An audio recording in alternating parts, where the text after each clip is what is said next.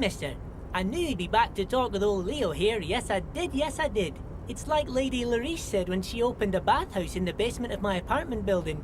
They can only get so far before they're aching to get back. And lots of folk really did keep coming back. Sure, mister. Absolutely. I'm always willing to help.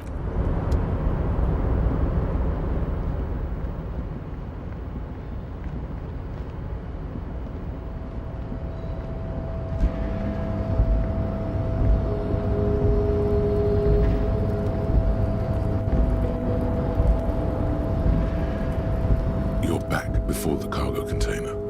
Its draw has not lessened since you were last here. If anything, it seems to have grown slightly.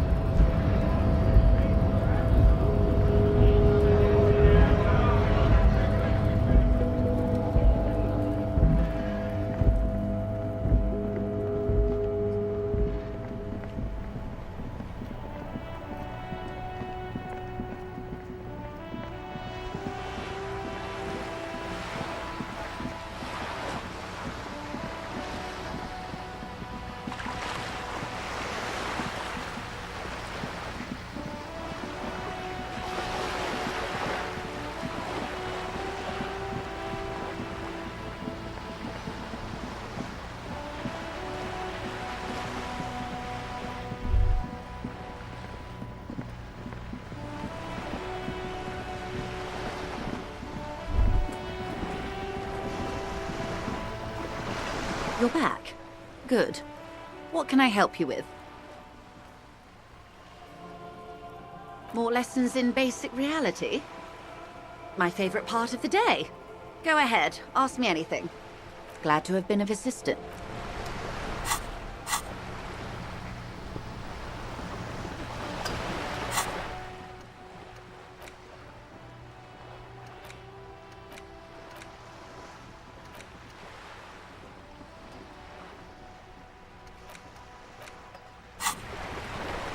You're back. Good. What can I help you with? Everything. Right up to, but not including, trade secrets.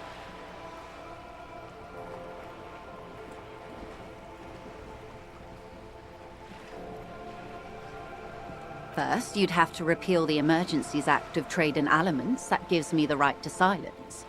It's quite the octopus.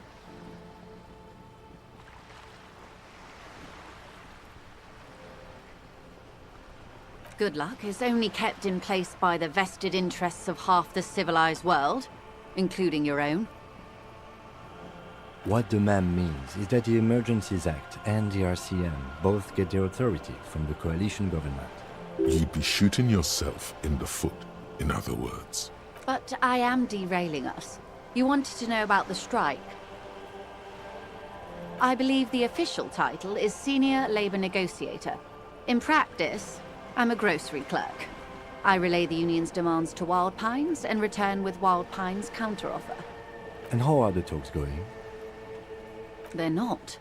That's the problem. The union stopped all negotiations a week ago, after that awful lynching took place. Now they won't even let me into the harbor. There's a 2-meter-20 racist behemoth blocking the gates. Yes, Jean-Luc Measurehead. Let's say I was not making the kind of progress I'd hoped for when I first arrived. And when did you first arrive? I arrived 3 weeks ago. Yes, in the middle of February. The bay was still partially frozen then. I prefer to do these things on site, like the RCM. But the strike began in December. I wasn't the original negotiator here. I took over after Mr. Gaumont hit a wall with Mr. Clare, the union boss. Mr. Clare refused to speak with Gaumont despite concessions he'd granted the union in prior negotiations.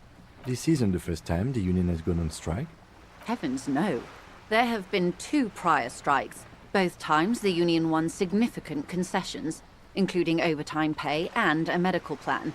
This time their demands are more, I guess you could say, aggressive. Ludicrous even. It's meant.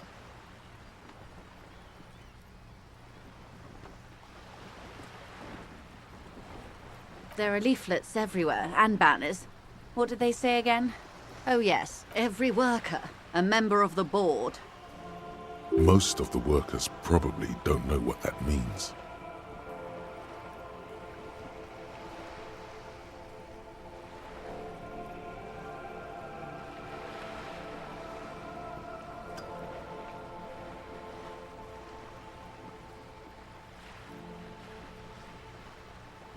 Then you might also like their other slogan.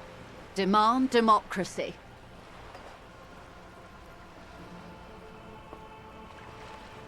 Personally, I don't think it has the same pizzazzo as every worker a member of the board. It's quite simple, you see. Every time the Wild Pines group makes a decision about what?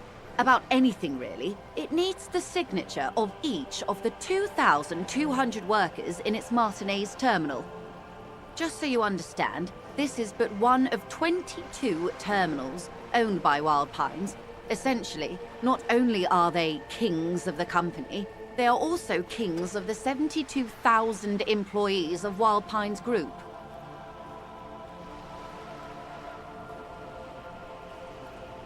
They're having a blast. But how can they afford it? After 4 months, my assumption was they would prefer a more practical solution. I'm not sure. Naturally, I assume that was just their opening position, a hard-nosed tactic with a side of mockery. But there's been no follow-up, just the same nonsensical slogan repeated over and over again. And now, people are getting lynched, I hear. Behind the whirling in rags. A disastrous situation if there ever was one. Excuse me, from whom did you hear about this lynching? I first heard it from the boyer at the gates. The one whose very name advertises his aversion to work. I think he said it was, "Call me mañana."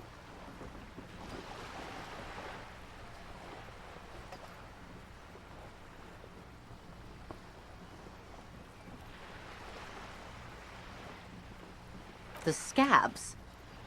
You mean the huddled masses of Jamrock, come to plead for work where the union refuses to? If they were organized by Wild Pines or its affiliates, then it would be a company secret. I could not share it with you. Not right now, at least. It's implied. She's open to discussing this matter with you at a later occasion. Mr. Clare told him to...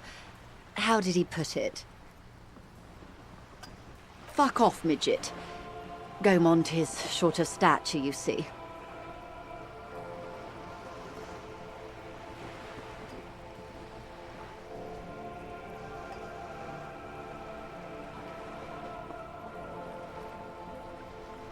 Keep in mind, this is a negotiator Mr. Clare has worked with before, and who was more than fair with him and the union. Sounds like usual aggressive posturing. Everard Clare is a man of the utmost integrity.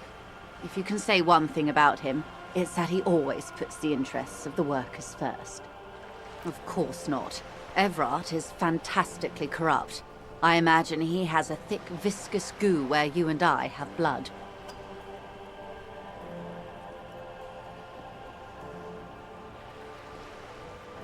He is the most corrupt individual I have ever seen, and I deal with men like him for a living. If there is anyone more venal, more irredeemably nepotistic, then it's his twin brother, Edgar.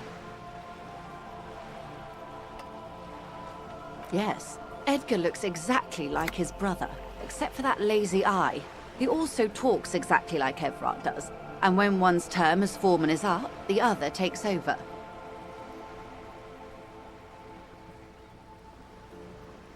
It's how they circumvent the term limits, you see, with a funny little switcheroo. While in office, they've embezzled God knows how much of their workers' dues.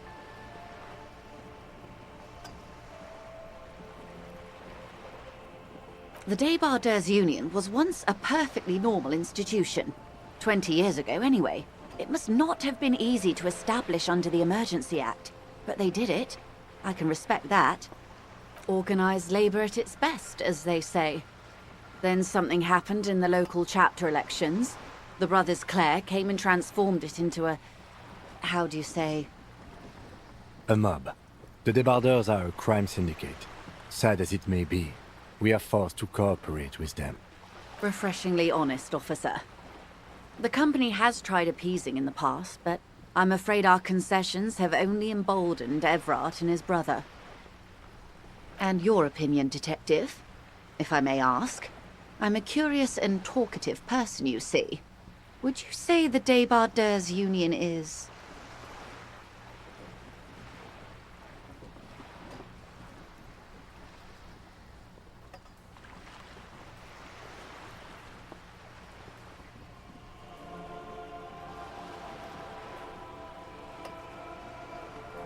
Thank you for being candid. Sadly, Wild Pines have cooperated with what amounts to a crime syndicate for 2 decades. However much you feed the wolf always hungers.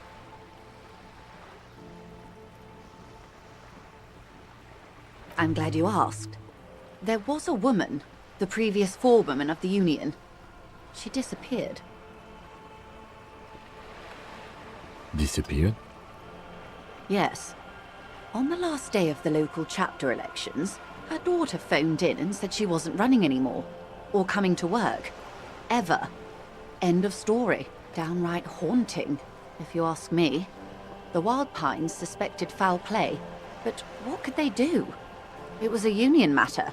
The point of the presentation is, these kinds of things happen around the Clares. Watch out when you're dealing with him. Thank you for your concern, ma'am. We'll be just fine. Of course. How else can I help? Quite a few things. The information I'm to share with you includes sensitive trade secrets. For the sake of my employer, I have to ask for your names and badge numbers. Of course, ma'am. We should have introduced ourselves. I am Lieutenant Kitsuragi, from Precinct 57. And this is my colleague from Precinct 41, Detective Dubois. I'm afraid Harry doesn't have his badge at the moment. I hope mine will suffice. Oh. And what happened to yours, Detective? Awkwardness washes over the conversation. The woman doesn't like this turn of events.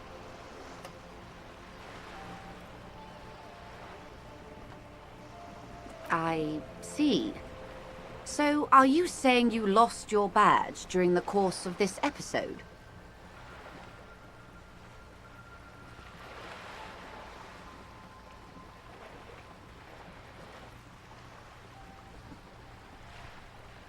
Oh dear. I suppose this does explain some of the more curious turns in our conversation. She must have been suspecting something for a while now. As I said, ma'am, his technique may be very unconventional, but he is an officer of the RCM. Of course, I sympathize, but I'm afraid I simply can't share anything more until I've seen that badge.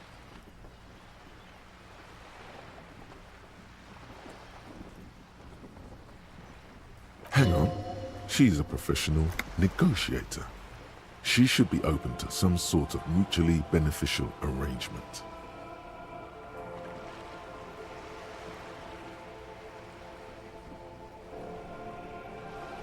I mean, favors for favors. A dirty alliance of some sort. Consider this.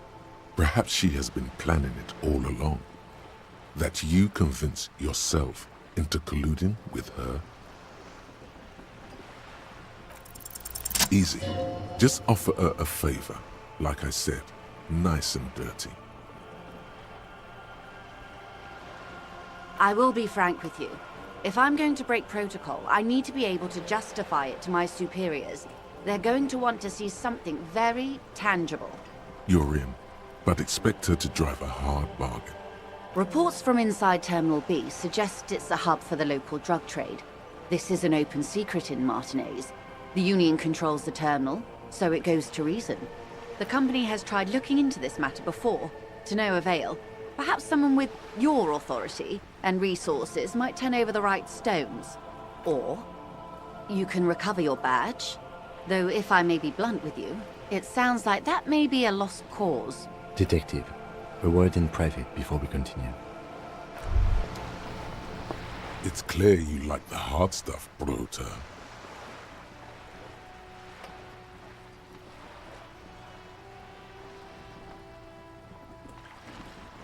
Lower intestine? The term is metabolic and circulatory system. Fascism, Brota.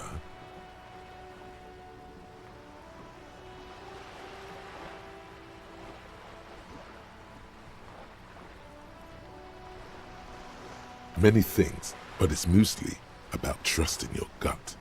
Who does your gut tell you is the source of Revachel's problems?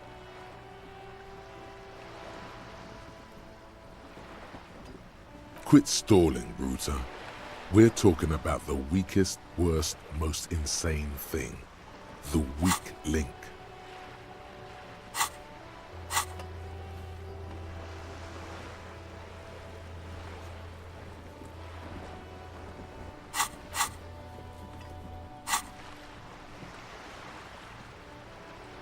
Yes, them, but also Women. Women, men of war. You don't like them. They're insane. Their idiocy needs to be scrubbed off this world with rubbing alcohol.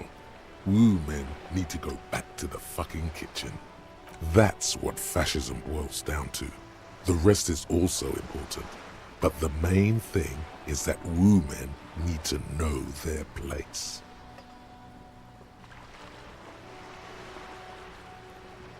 Stomach truth. You're having a stomach truth. Because you've said the hard things that others won't say. The good things, you've said them many times.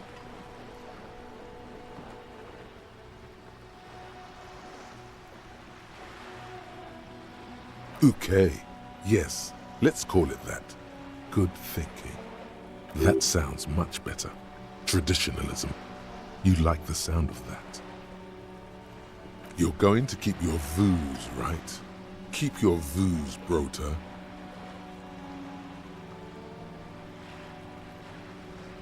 There's a slow, painful growl somewhere in your intestines, knocking on your alcohol-engorged liver. It is one of betrayal and disappointment. This is not going quite as I hoped it would, Detective. Honestly, I was expecting you to use your unorthodox technique to keep her off balance, and not volunteer us to be her henchmen. This woman is running circles around us. She might have known about your misplaced badge all along, or she's simply an adept improviser. Either way, we've played straight into her hands. He doesn't let it show, but there is a limit to how much the consequences of your unprofessional behavior can cost the investigation.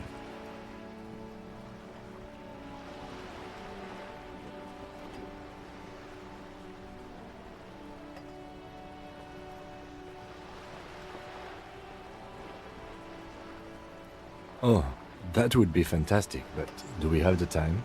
The world is large and your badge is 8 by 6 centimeters. The situation might have changed drastically by the time you locate it. Time is of the essence. You could request a new one from your station, but that would literally take months.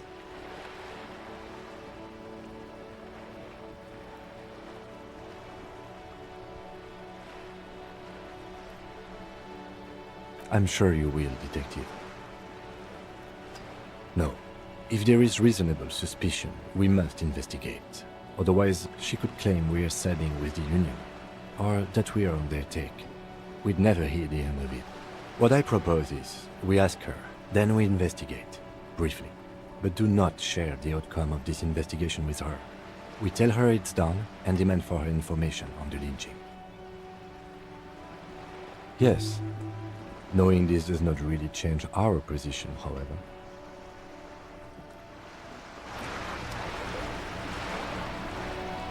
You're back. Good. What can I help you with? Not an umbrella, I hope. I don't need one myself, you see.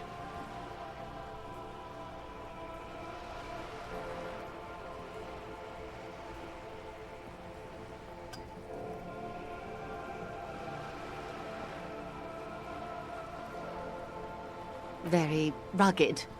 Good choice. Now, I suspect you had questions. Nothing like talking to pass a rainy day. Am I right?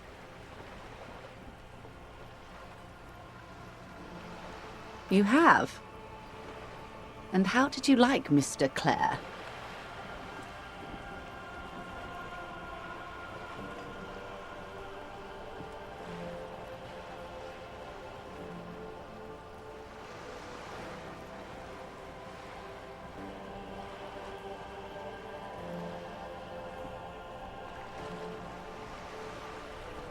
Of course. He must have his practical uses. How else could he have kept his position all these years? Or wait, actually, he could have kept it with corruption. Fantastic, worm-like corruption that reaches into the bowels of the earth. The RCM does not pick sides in this, madame.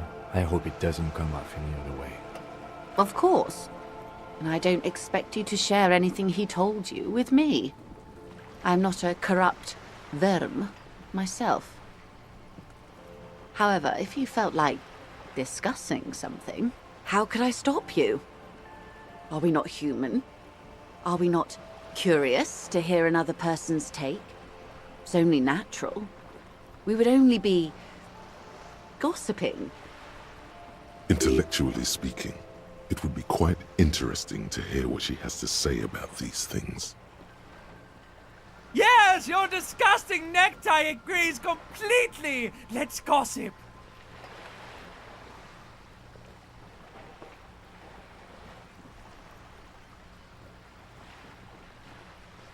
Did you now? What sort of borscht is he making?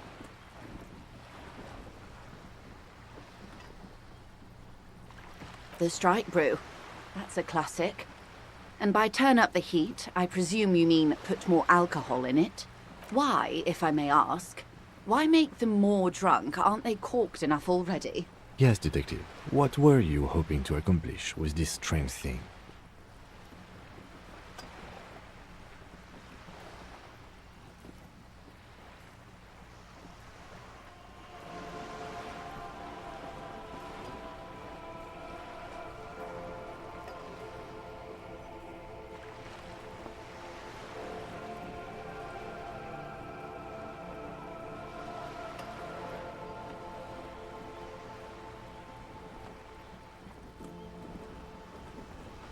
Very curious. A very curious thing to do. Truly. But that's how he operates. He just does things, man, and then talks about them, even if it's inappropriate. A strange equanimity has overtaken the lieutenant. He's just going with the flow now. Easier that way. What else? A referral, you mean? I take it this was for someone in the RCM. Don't answer that. Oh my. A real door. The lieutenant does not say anything, but you hear the nylon of his jacket rustle as he looks at you.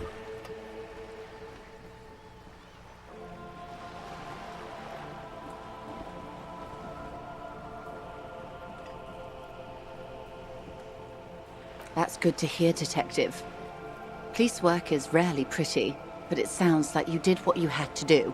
Her bartering mind cannot fathom that you didn't ask anything in return. Frankly, what was done was not pretty at all, but neither was it illegal, and it was not for nothing. This seems serious. I advise you to be very selective with what information you choose to share. This may have consequences beyond our line of sight.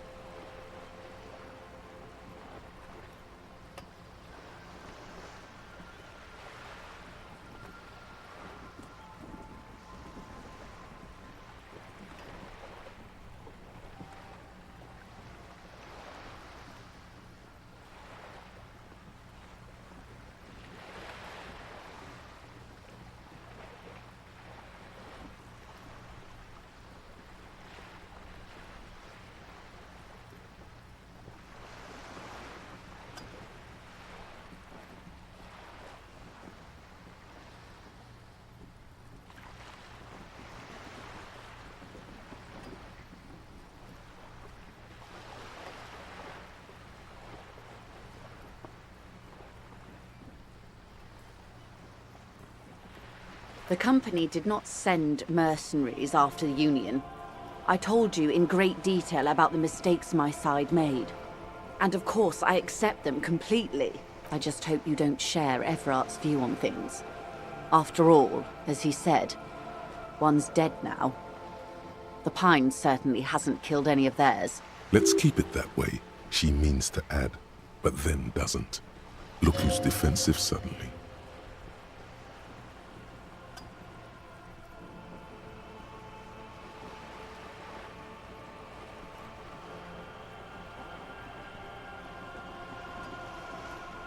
How benevolent. Hopefully they'll help you sort this whole business out, if they haven't already. We cannot discuss the specifics of an ongoing investigation, ma'am. Besides, you haven't exactly been forthcoming yourself. That is only fair. Well, I hope it yields something. Otherwise you'll have opened that door for naught. Naturally, Detective. There are lighter topics to gossip about.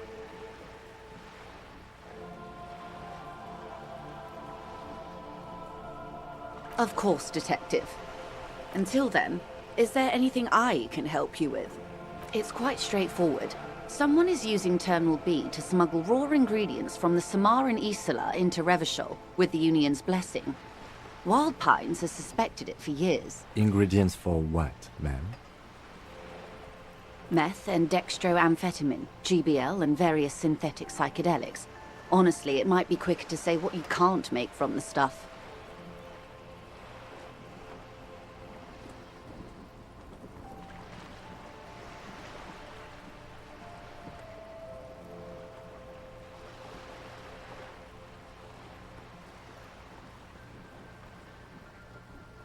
Yes. After they clear the terminal, we lose track. The actual production is taking place at various sites in and around Jamrock Quarter, north of here.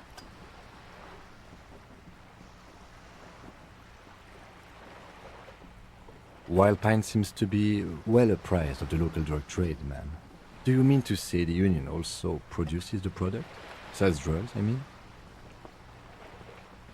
We're in logistics. It's our business to know.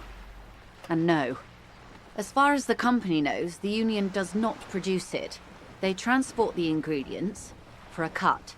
Yes, but you won't get anything out of Everart and the Dockworkers Union.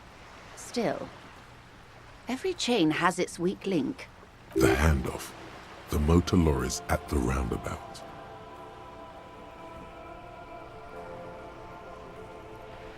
Precisely.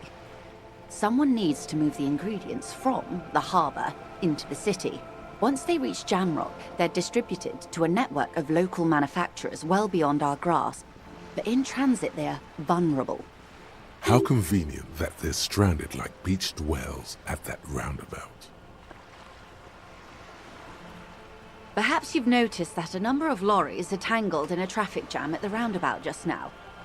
Interview the drivers who are still hanging about. One of them might be waiting for a crucial shipment. I'll be explicit. If you find this driver, I will share company secrets with you. You'll be indebted to her, in a way. But one step ahead of the Union in another.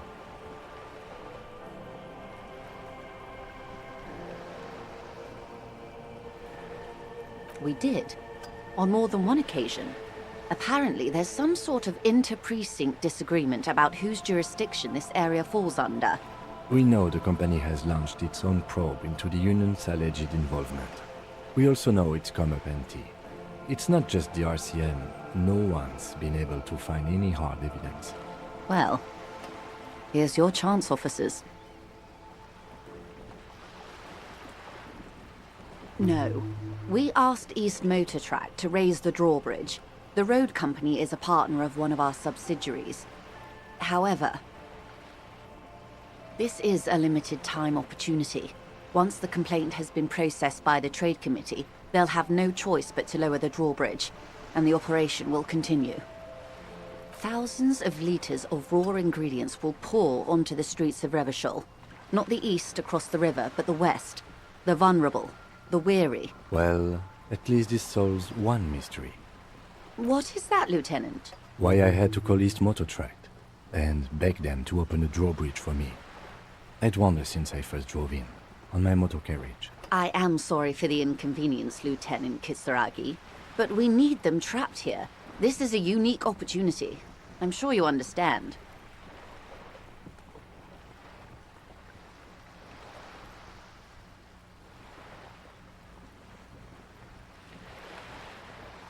How do you think they're financing this strike? There are thousands of unpaid dock workers going strong for the 4th month straight. There was a shakedown of local businesses preceding the strike. Many were squeezed to bankruptcy to fund it. With all due respect to these desert cacti, the contents of a few cash registers cannot provide for 2,000 men. The local businesses can scarcely provide for themselves. Precisely. Smuggled out of that very gate at night, most likely, then loaded onto lorries and driven to Jamrock. You simply need to find one driver who will open up to you. It sounds like she tried looking into it herself, though she's clearly not the type your typical lorryman would confide in.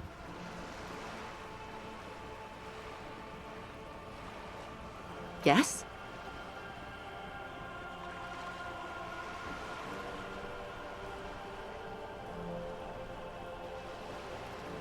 Excellent.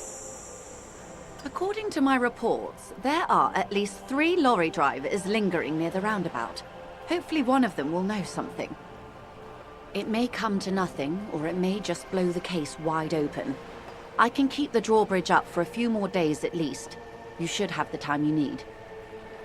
In the meantime, let me know if there's any other way I may be of assistance.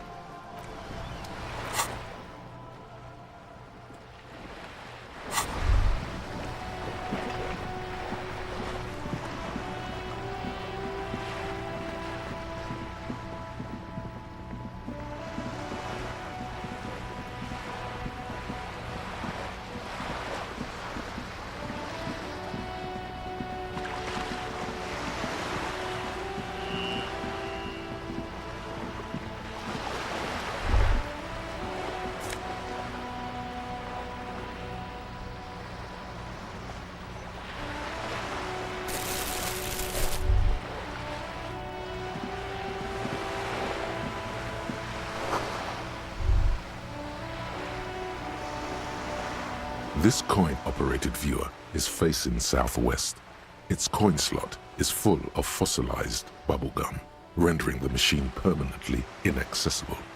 The metal feels cold and wet under your palm. It looks unhygienic. A thick layer of graffito covers the lenses. You spell out the word Onuk written on the other side, with N and C scribbled backwards.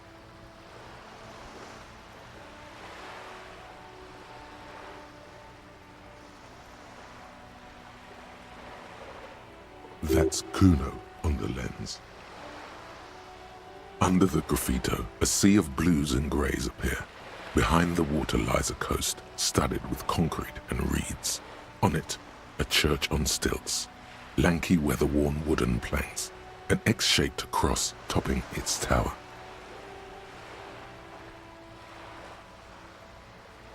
You know this to be the star of Pericarnassus, or the Cairo. The central symbol of the Pericarnassian church, a star, a great moral height to be strived towards. The church looks old and weather-worn. There are no lights in the windows. Probably some kids.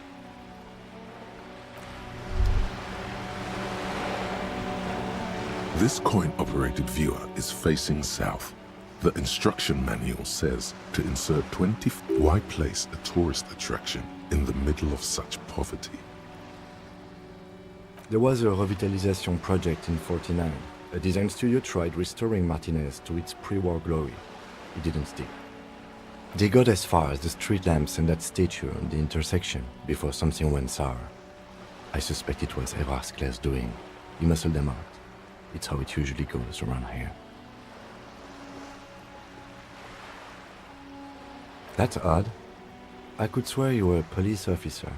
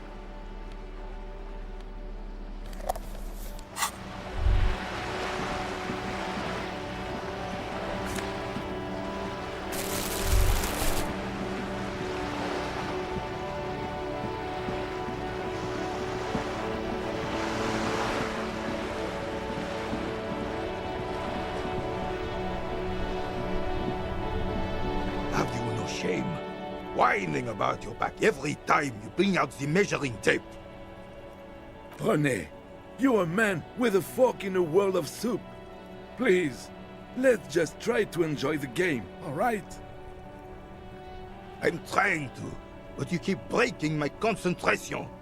You're old. I can see that. We're both old. Now stop grabbing your ass like it's a girl.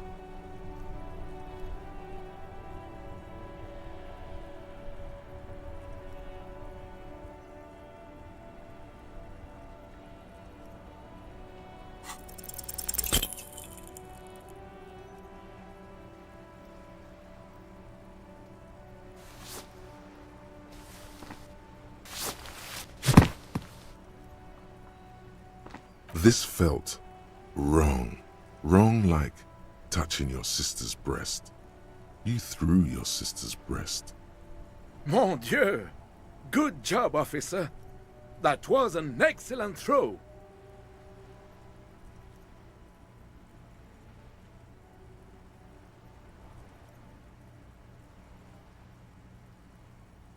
Your muscle memory knew what to do and went for it. But there were gaps. It felt like you were going for a thrust or a lunge. There was definitely gonna be a jump. Maybe you scored a point, but this is a fiasco. What are you talking about? You just executed a pretty much perfect pétanque throw. How are you ever going to get the officer's shit off your nose, Gaston? Or even climb out of his ass?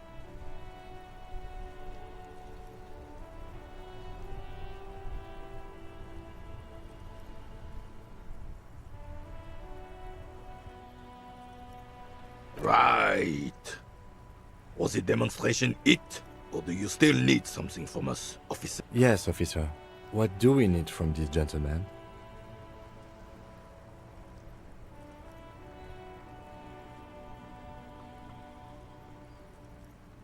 Yes. The Debardeurs Union pays me to stand vigil during the night. Not out of any political allegiance, mind you. I'm an old man. Don't sleep more than a few hours every night anyway, and money is tight. He feels like he has to justify himself for some reason.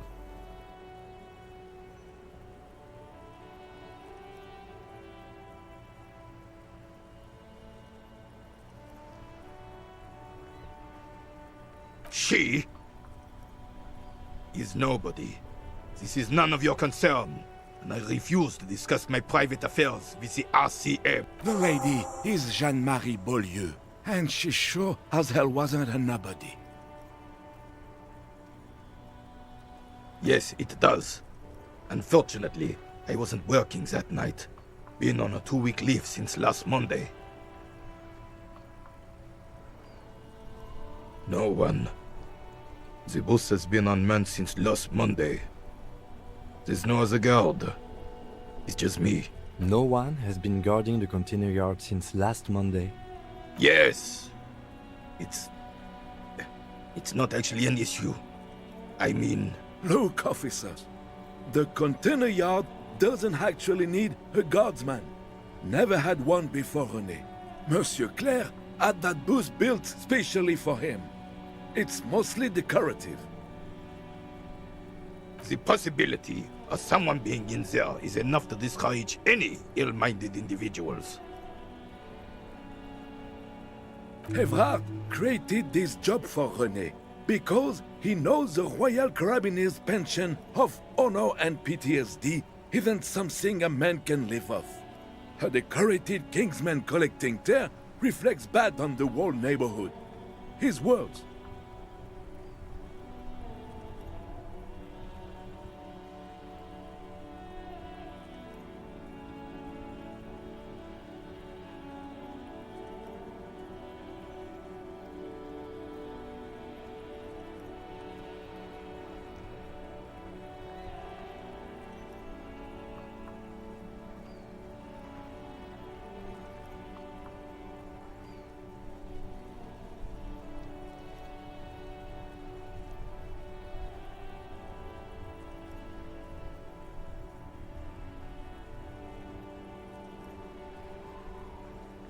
Oh, I didn't mean to imply there's something wrong with that.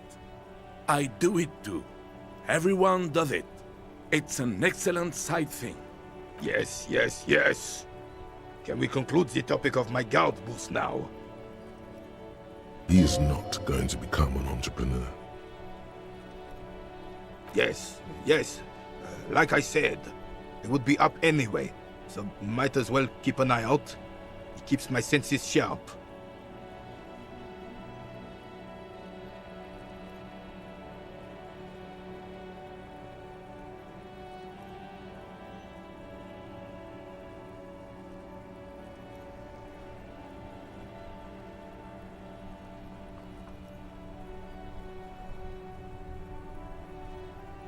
Ah, yes!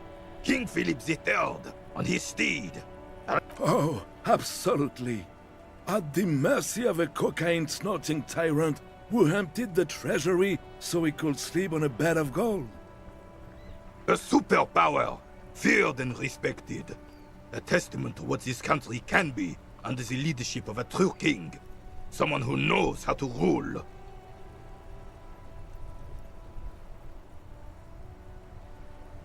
Oh, old Philip was a big fan of the purple nose candy the nobility loved so much. A cocaine connoisseur of sorts. His egocentricity is borderline legendary. You can't even take responsibility for yourself. How could you fathom the responsibility weighing on the shoulders of a ruler? That's why the Philippian kings use cocaine, for clarity of vision, to aid in their work. Regnum cocainum. Revershal's finest years. Of course. Clarity of vision. Awareness.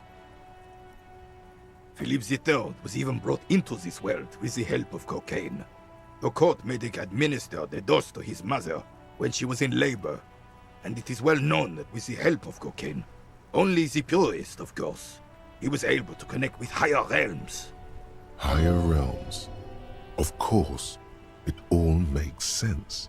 He's just making excuses for the king's habits, isn't he?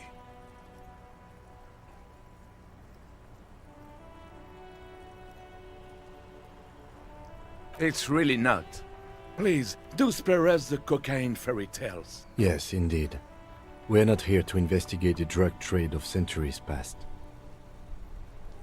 Decisively, without fear of offending the sensibilities of the frail and weak-minded among his subjects. This is something the insurgents never understood.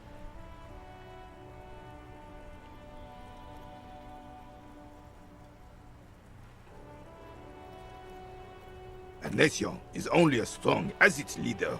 That's why it was such madness to try to... Don't get started on that again. What happened, happened. The Carabiner doesn't reply, but his entire being communicates unbreakable resolve. No one and nothing can change this man's mind. He is as rigid as they come, still in that antique uniform. It's a symbol for him. Right.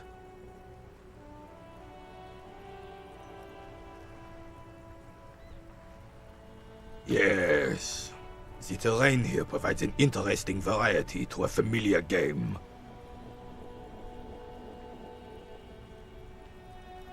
No. It was left by heavy artillery fire. Why what? Because that's what happens when communards hijack your country, execute your supreme leadership, and turn your capital into a slaughterhouse. You use heavy ordnance to clean up your home.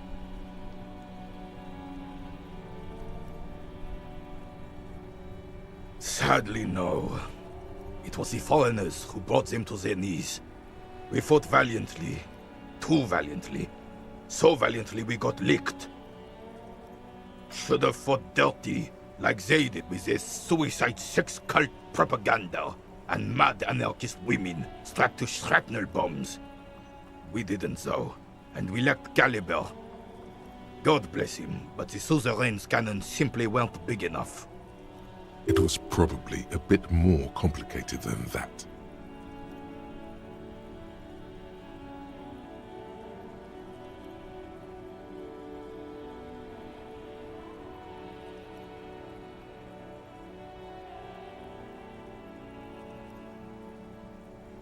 This place is the damn beachhead, son.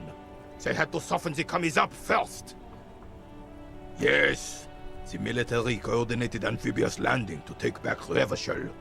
He finds your lack of historic knowledge troubling, a sign of mental deterioration in the preceding generations. Martinez was used as one of the 3 footholds in Revachol during Operation Deathblow in '08.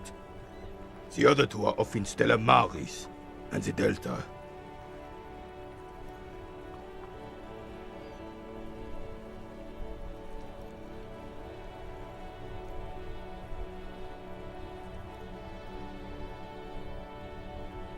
This here is Blood Ground, where Coalition boots first made landfall and cleaned those rabid dogs out. Most likely, we're playing pétanque on their mangled corpses. Blood ground.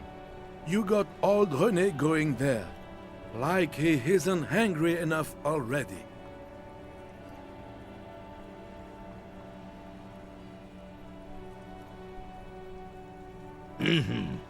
Don't get me wrong, officer. I hate those foreign dogs, but the enemy of my enemy and all that. They're the lesser evil.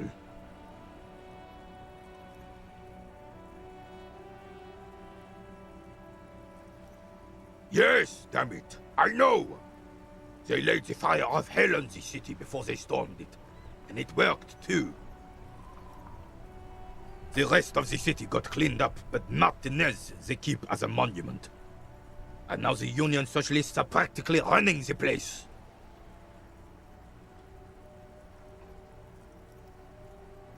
Well, it's your own damn fault. You, we, the Coalition, Revachol, whoever you want to blame, never finished the job. Officially, the party never surrendered.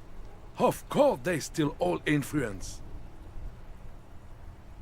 You don't even begin to truly understand the players on the table, let alone the specific circumstances surrounding the... What do you think? Thinking men have opinions on these things. Present one.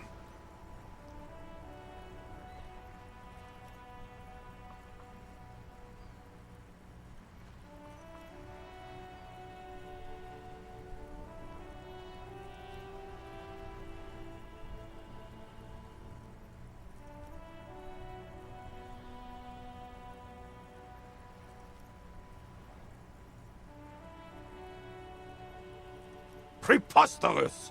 Surely you don't mean it. I'm just sorry it had to be them. After 8 years of fighting those commie hyenas, boiling cats for food and drinking my piss in the mountains, I would have preferred if the Right Honorable King Guillaume returned through Revachol. Or even if that damn clan Frisel had risen from the grave and led us. Sadly, that was not the case. This royal failure weighs heavily on him. Instead, all that is just, holy, and beautiful in the world was wiped away, and now it's neon signs with toothpaste ads everywhere. This is just what the commies wanted. This was their plan all along. This is what they wanted to replace the role of the suzerain with.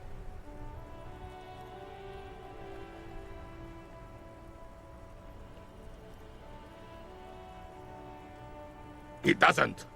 That was 100 years ago. It had nothing to do with anything.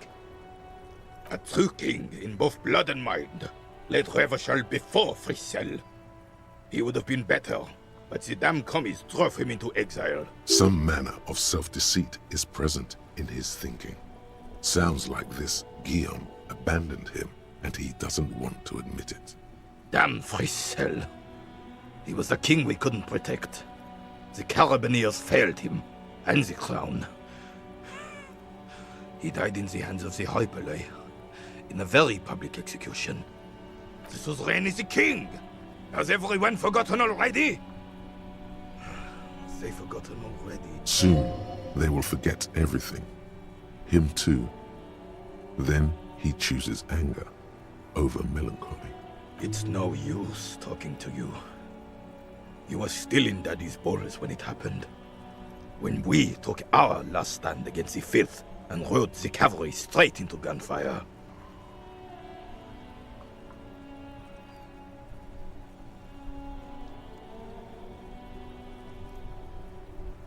Unfortunately, I don't. Unlike most of the locals, I have no qualms about assisting law enforcement, but this affair has passed me by completely. In Martinez, the Union is the law, so can you really blame them? Cop is a pejorative term. I don't have a problem with policemen. On the contrary, I admire the effort to bring order to our streets. He doesn't know about the crime.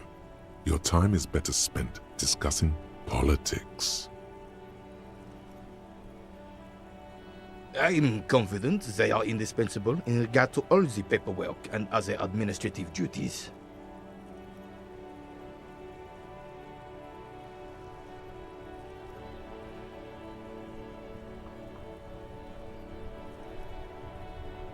But you must agree that nature, in her infinite wisdom, has made men more fit to perform certain, more challenging tasks.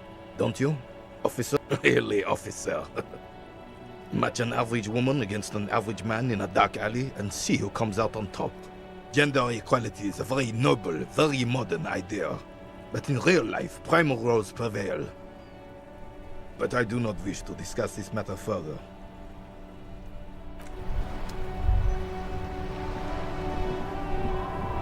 I have really outdone myself. Yes, that's what you need, Gaston. More padding on that fat arse of yours. I hope your heart gives out. René, it's a little pleasures. Life doesn't need to be a struggle. Hello, officer. How might I be of assistance on this fine day? I'm sorry, officer, but I really don't share food. Nothing personal, it's just a principle. The only one you have.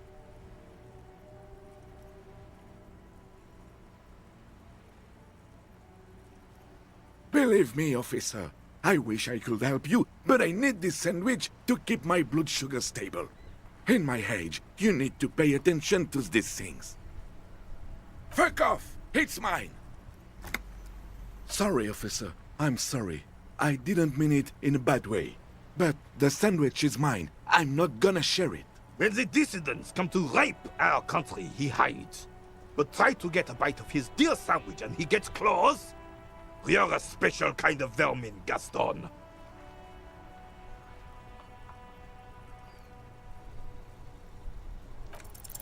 A man so principled about his sandwich calls for a principled approach.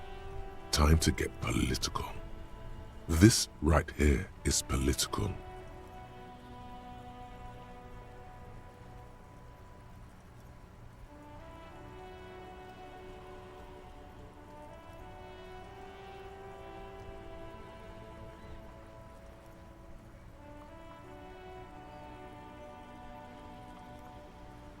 Say one of these fascist or communist things or fuck off. Whoa, easy there, Goldmouth. He doesn't have to say anything. Re-engage cop mode and bail out, if you like.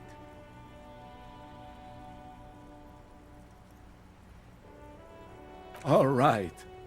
Let's hear them, officer. Oh, sweet Jenny. She was the finest woman in all of Revachol. Maybe the entire world. Do not defile her memory, Gaston. Let her rest in peace. His tone lacks its usual intensity, like he doesn't feel he has the right to speak on the matter. We knew her, all right. Lived on the same street our entire lives, just 2 houses apart. The 3 of us have been best friends since we were 4. She was René's first girl, back when the prick was 16. They were courting till he decided he'd rather die for some great ideal than just be happy. And then you stole her from me.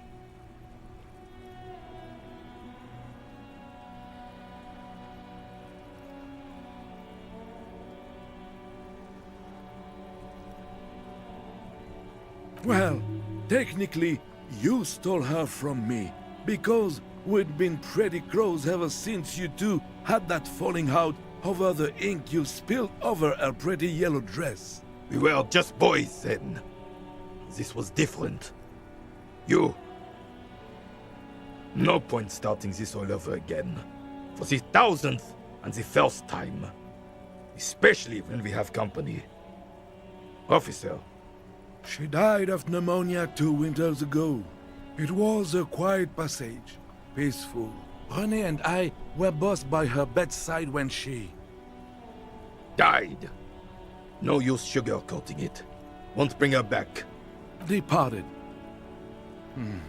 Until the very end she couldn't decide between us. The most indecisive woman I've ever met. She could never make up her mind about anything. What to have for breakfast, favorite color, or which one of us to marry. She was always leaving one of us for the other, but never long enough to actually get married. Heck, technically, we're both still engaged to her. You always confused her. Couldn't let us be happy. Seduced her with your fancy words and pastries. He suddenly remembers you are still there, falls silent, and turns away. Of course, officer.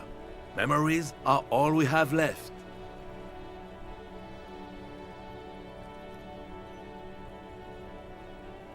Oh, the goal is to throw your bull. As close to the cochonnet as you can. That's the cochonnet.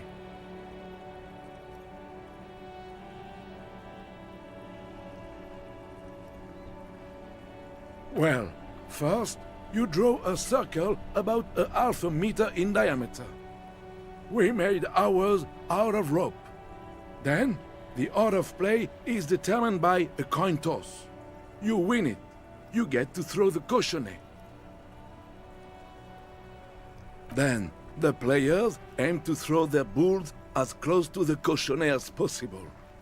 They must stay in the circle and keep both feet planted. I could, but I'd rather not. I don't want to take up your time with trivial details, officer. You'll put that knowledge to good use in 50 years. I'm sure of that, officer. I don't like where this is going, officer. Don't you think we should do something else now? Hurry up then. Let me think. I heard someone was hanged and left on a tree for a week. But that's all I know, really. No, officers, I'm sorry. Then help them, you wimp. You have plenty of shoulder with the ghost caviar in the Union. Someone must know something. He means caviar socialists. I wish I could, but I just don't know anything. I always keep my nose clean and don't gossip. Odd. He doesn't seem to be lying, but there's something off here. I'm not even anyone. Of course he's holding back. His mouth is so full of Union prick he can't even speak properly. Can I at least finish my fucking sentence before you piss on it? Is that okay, René? I'm not anyone important in the Union. I just know Evrard. Everyone in Martinez knows the Clare brothers. I taught these boys human studies and history in the gymnasium. What do you know about history? You never witnessed history. Only heard about it years later, when it had already moved on. You... The old soldier mumbles something under his breath and turns to face the sea. There he stands, proud, rigid and alone, like a cracking marble statue. Let's try not to get caught in a crossfire. Lest we leave riddled with bullet holes. This animosity is ancient. Oh, in many ways, yes. Like an honorary member. I attend meetings and parties, help with little things. Evrard, Edgar, and the older debarders all know me. Oh, yes. Not in the technical sense. I don't have a vote or a membership card, but Evrard keeps me on the payroll. just for the little things. So that's what it was before. Him hiding something. He tries to make it look like he's a big deal in the Union, and now the illusion is disintegrating before your and Rene's eye. He doesn't know anything because no one tells him anything. He's an outsider. Of course he's not a member. He's not a member of anything. I knew that. He's a Weservein. Turns to where the wind blows and tries to look important. I hate this socialist rabble. But even siding with them is better than living your entire life on the fence. Never committing to anything. Pick a damn side already. Writing work mostly. Occasionally, he needs something written, and I happen to have a way with words, people say. Oh, nothing official, I assure you. Just essays for the newspapers. About Martinez and how things are and how they could be. Evrard and I had these long talks where... Well, he tells his little pen man exactly what to say. It's commie propaganda, plain and simple. You should be ashamed of yourself.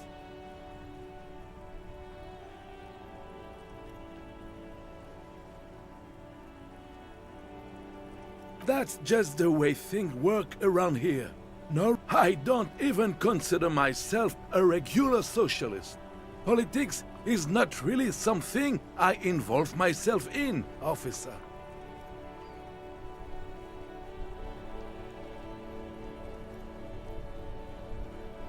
I believe everyone has the right to think and do whatever they want, even if it's nothing at all. I'm very adaptable. Mon Dieu. I don't even consider myself. I prefer... Mon Dieu. I don't, officer. I have a vivid imagination. And like I said, I have a way with words. He just fluffs it up. Of course. Don't sink into anything. Don't sink into any fight. Only sink into your couch. Just easier that way. Besides, life isn't as black and white as René's of the world tried to make it seem. It's all shades of grey, really. Oh, mon Dieu. No, thank you. For sure, officer. No, thank you. Sweet, sweet Jen. Of course, of it.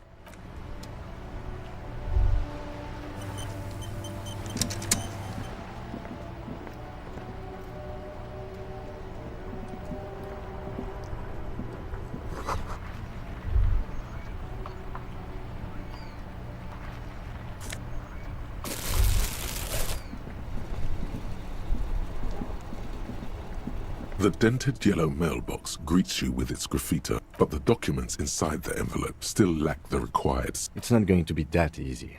We need to dirty our hands with the signatures. I assume that's the goal here.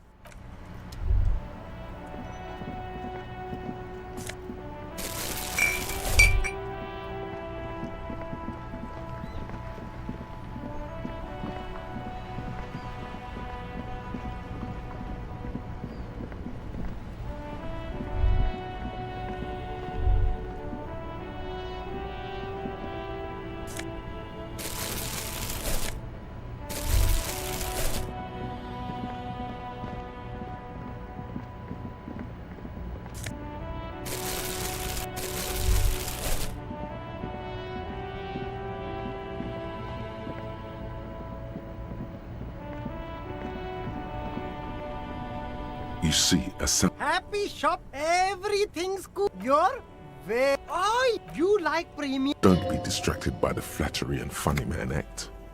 Questions. Start with a little compliment, then work your way up from there. This is about business, remember. Oh, okay. But what? An investment? What kind of investment?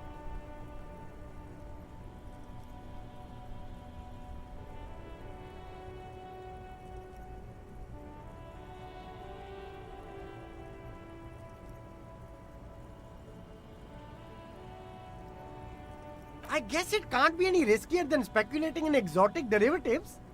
How much are we talking about here? But officer, I don't have that kind of money.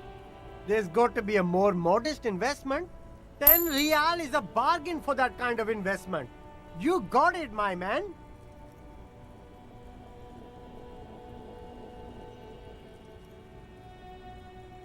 Only the coolest goods in Revachol. I'm an entrepreneur, officer. I've got good joke, officer. It's beautiful. Beautiful freedom. It is, yes. Anyone can set up their shop whenever they... That's right. No permits, no bureaucracy. That's why this city and its law officials are so cool. If you wanted to be cynical about it, you could say we are here to protect the interests of property holders. I am not, however. My man, officer, you make all this possible. Without you, this climate would be extremely bad for business. Gossamer is a fine, filmy substance consisting of cobwebs spun by small spiders, seen especially in autumn. It's safe to say he's referring to the near absence of regulations.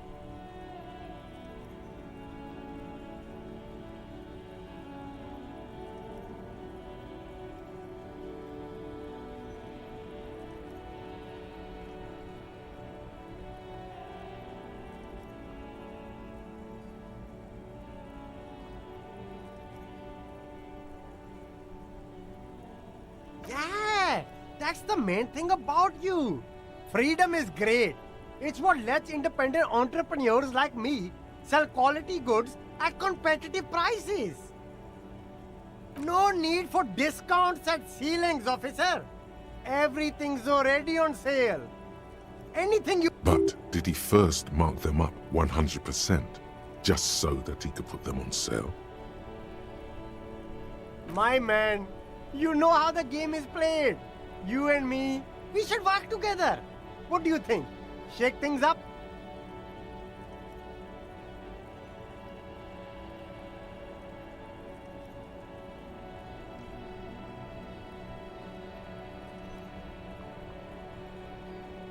Anything for you. Me? It's a boring story, officer. Who cares? This man probably comes from Seaguy, sometimes known as the Apricot Suzerainty, an archipelago in the Samoan Isola. Apricot Suzerainty calls to mind an era when the Seaguy archipelago was colonized by Revachol. It's a bit of a slur, in other words.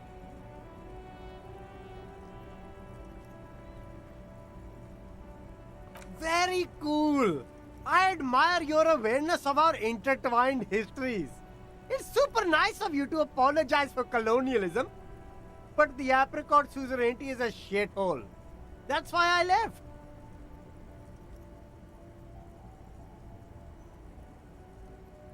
If you say so, officer. I don't worry too much about politics. What's this? We're getting reports of normal, reasonable, temperate political opinions somewhere in Martinez.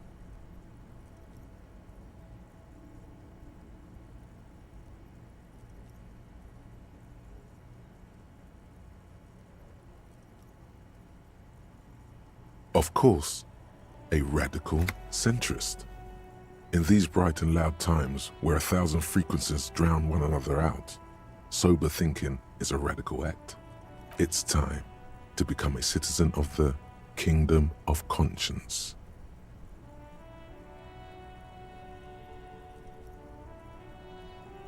It is not a place. It is a moment in time that can only arise in the right circumstances. In all of human history, it's only been achieved a handful of times.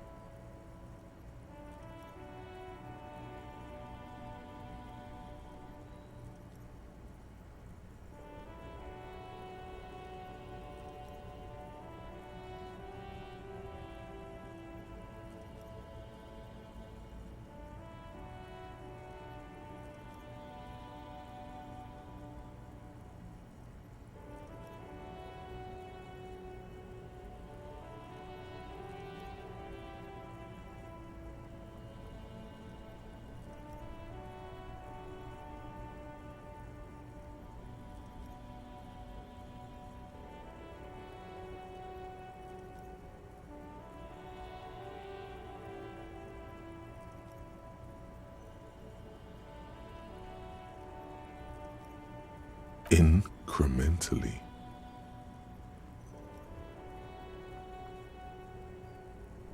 History's greatest catastrophes have been brought about by people trying to make the world a better place too quickly. That's the genius of Dolores Day.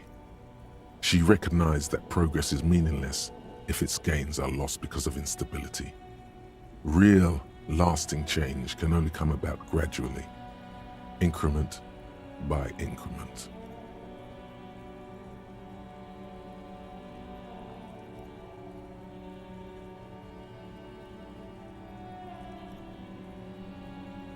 Tisk tisk.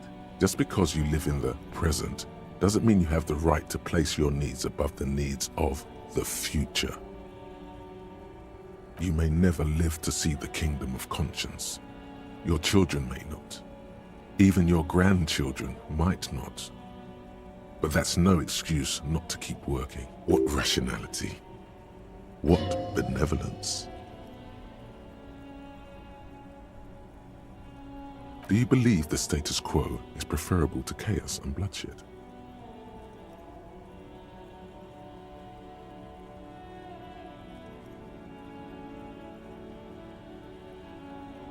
Then you've never lived through real chaos. Sometimes, in the face of great disaster, defending the status quo is progress. The kingdom is difficult to comprehend and even more difficult to describe, partly because humanity will need to discard many of the categories that define and limit it today. The kingdom of conscience is post-capitalist, post-national. It's also post-industrial, post-ideological, and even post-sexual. Slow down, Mr. Reasonable. Did you miss the part about compromising and taking things slow? That's right. Remember, real democracy is just around the corner for Revachol. When that real democracy kicks in, a long time from now, we are all going to be so much happier.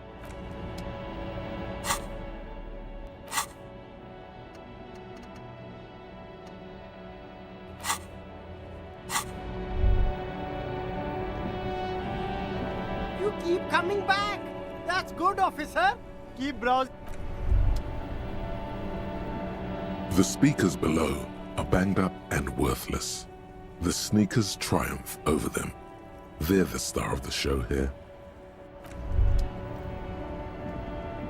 The shine on these sunglasses lasts a lifetime, officer. 100% guaranteed.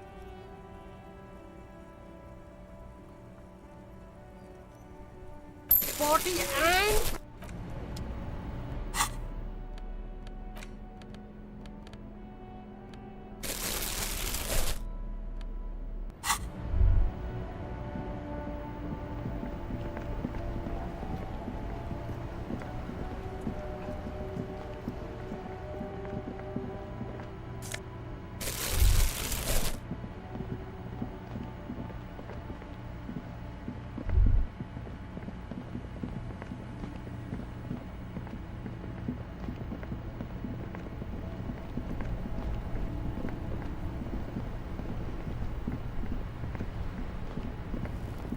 Yes?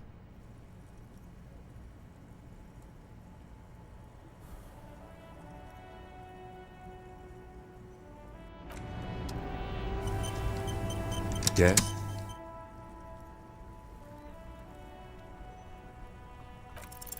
What if you did it? Yes, you killed him. And then, as part of the plan, you drowned out the memory.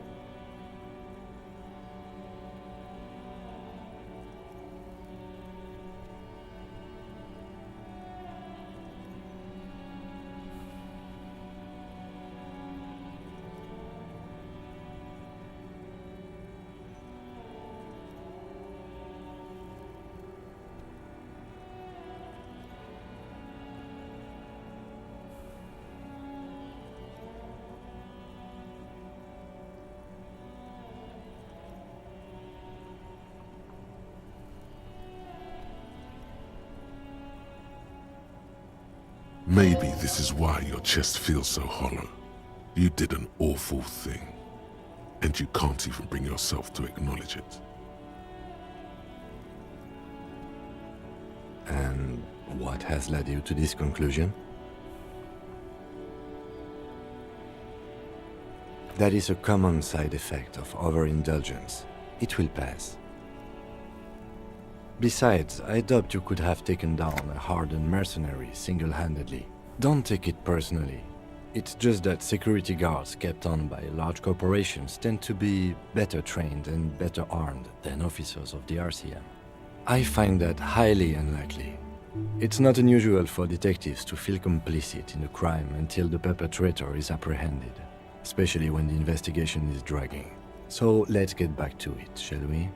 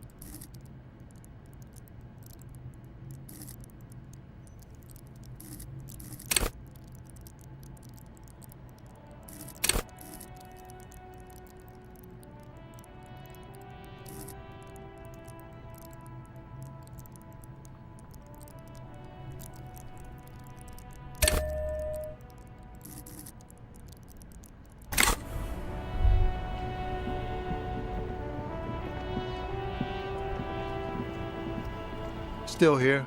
Stuck in this damn jam, my man. Ah, man. Me and narcotics go way back. Had some good times surfing the psychic waves of my own consciousness, you know? But those days are behind me. There are other addictions in my life now. Why the inquiry, my man?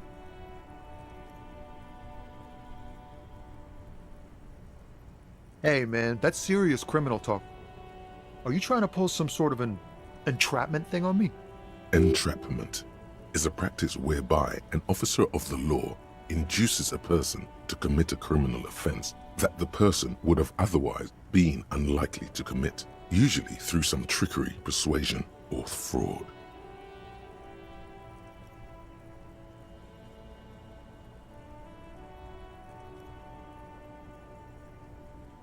Then what's your deal here? So much for subtlety. Better get straight to the point. We have a credible lead, sir.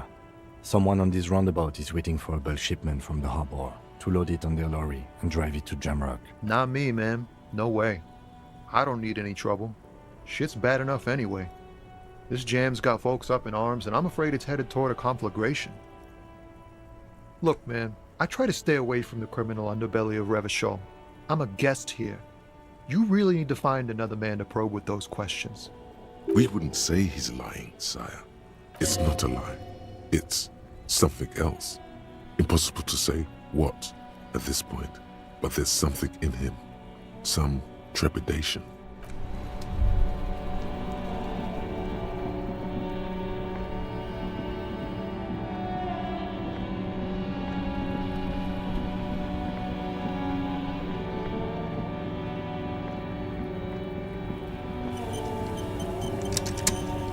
Looking for something, Hunt? Come to tell me to fuck off again? Drugs? They're shit, man. I don't let anything pollute my body. You know where that shit comes from? Sarah Miriza, Safre, Ilmara. They take the money from our local junkies here and then use it to outcompete us in the manufacturing sector. They know they can't beat us in a fair fight, so they have to get us to weaken ourselves somehow. It's racial sabotage, racial economic sabotage.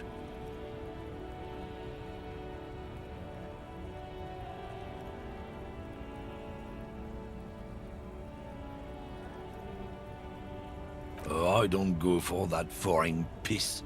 Proper booze is made in Mundi. Or sometimes, I like a dram of that Yugograd vodka. Koikos and worse much, but they do no booze.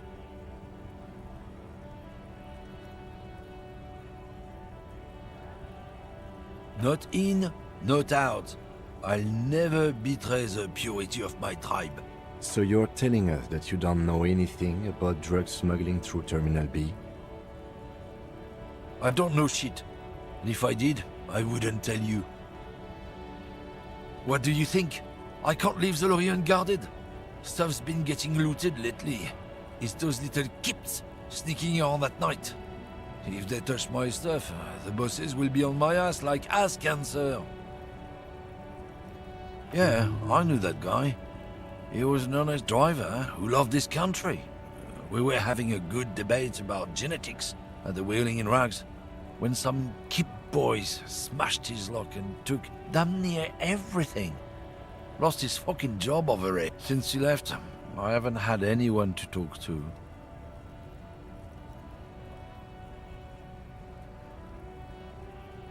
It's a fucking travesty, is what it is. Isn't it obvious? Fucking Sealang, that beady-eyed South Samaran. His little side business is a scam. I wouldn't be surprised. Of course he's a lorry driver. What? He tell you he's just some simple businessman or some shit? He's selling his employer stuff after he broke the seals on his Humanox lorry. His tribe are natural liars. It's in their blood. He's your man, all right. 100%. I wouldn't be so sure about it. Not until we've heard what Sealang himself has to say. Guess so.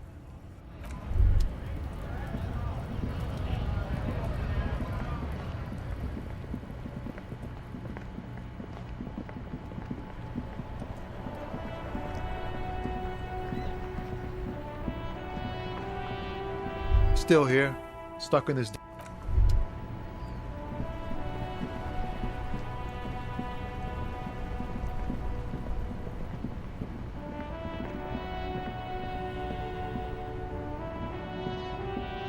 Everything's still cool here, officer. Drugs? I don't go in for that, officer. Drugs ruin lives. Unless you're into drugs, of course. In which case, drugs are excellent. Mwah! Tasty, tasty drugs. That's very cool. A lot of the coolest detectives do drugs. Sadly, I don't have any drugs on sale. Or at my home, or on my person. That's even cooler. You investigating that and all. But, I am not a lorry driver. I'm just a street vendor. I don't know anything about that. A blatant lie, sire. Yet he tells it with such conviction. We'd believe him if we didn't know better. Who said that? It's the fat racist, right? I bet it's him. He has an agenda against me because I'm an immigrant who works harder than he does. He's a hater. So you admit you're a lorry driver? No, I just said I work harder and he's an asshole. Okay, maybe I'm a lorry driver too. A little. But that's not the most important thing about me. That's my day job. This is my dream.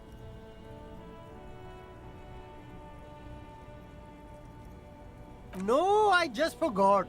It's such a small part of my life. It's in the rear view mirror now. I'm climbing out of that hole. with ingenuity.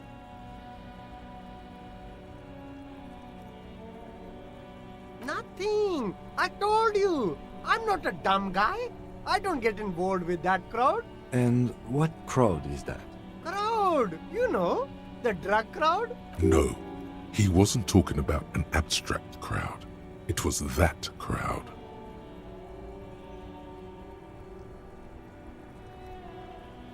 He doesn't want to talk about them. He's afraid.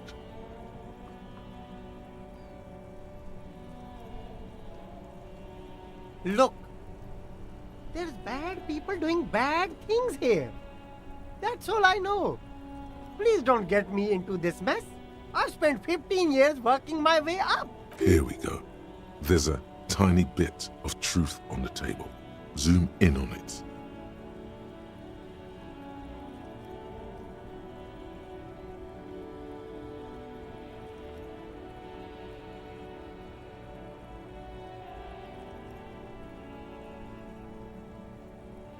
It's a she, okay?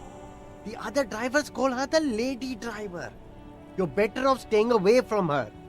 The way they talk about her, she's no lady.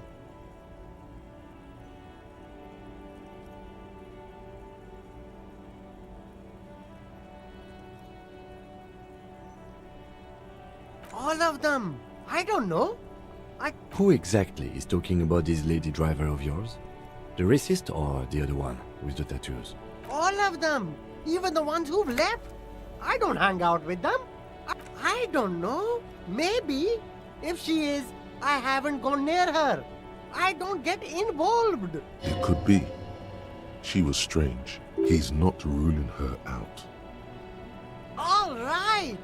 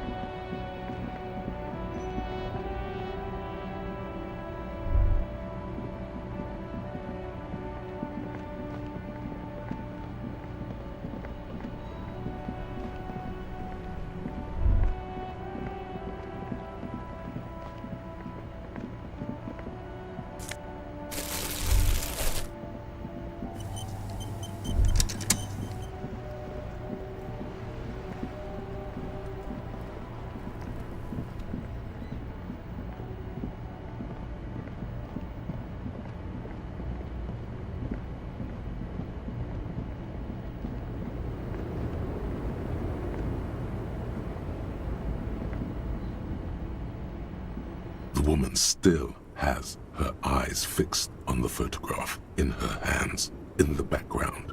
If you want her attention, you may need to be more forceful. Where am I? Who are you? The smile on her face has disappeared, replaced by the wary aspect of a cornered beast.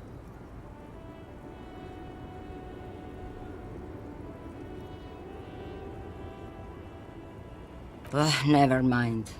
I remember now. I'm still stuck in that traffic jam in the 50s.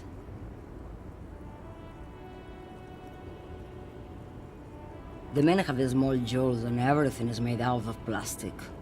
Why do you need plastic when you can make the world out of amber?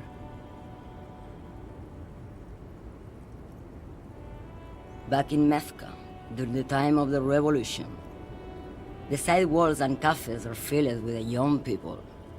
I was on my way to see a new Boyadero picture starring Gabriel Buenguerro. Until you came along, that is.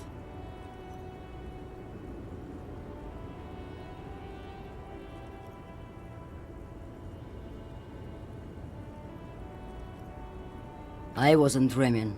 I was there, Loman. It was early spring, and the man behind the black sun had just come out. The posters were 20 meters tall.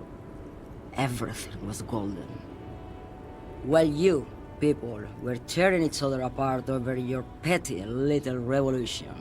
In Meth, it was a golden age. The Republic of Mesk is a massive confederation on the Isola of Muindi, the world's largest state by territory. It's a petrostate, a constitutional monarchy, and, as of recently, an outcast due to its tilt to the far right. Someone was. They are someone's memories, boy. What difference does it make if it's me or not? They're beautiful. That is all that matters. Beautiful and true. And they will win. They're coming for this, you know? All of this. She seems to derive some bitter pleasure from this strange thought, as if the past will one day wipe the present away, like a tidal wave approaching. This is Gabriel Buenguerra. A strikingly handsome man looks straight at you, his head crowned with a wide-brim hat. His hair is dark as an oil slick, and his jaw the most perfectly chiseled thing you've ever seen. This man's got a hold over her. Even 50 years later, you can feel it. He was the biggest star of his day. Girls used to faint in the aisles of cinema whenever he came on the screen. And schoolboys used to memorize all his lines. In all likelihood, it's a world that's only ever existed in her mind. Why not, Harife? It's not like I have anything better to do in this hellhole.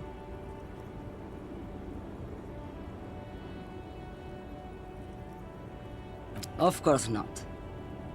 But wouldn't it be marvelous if I was? Whatever stupid things they put in the lorry, I imagine. I quit concerning myself with that a long time ago. Besides, I don't drive the lorry for the cargo, if you know what I mean.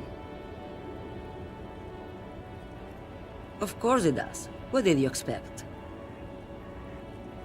Of course not. To truly understand the boyadero, you need to listen to on the Western Plain. The boyadero, Boya for short, is a cowherder from upstream Magritte, the great steppes of northern Mesk. People like Manana at the gates have turned it into an ideology of sorts.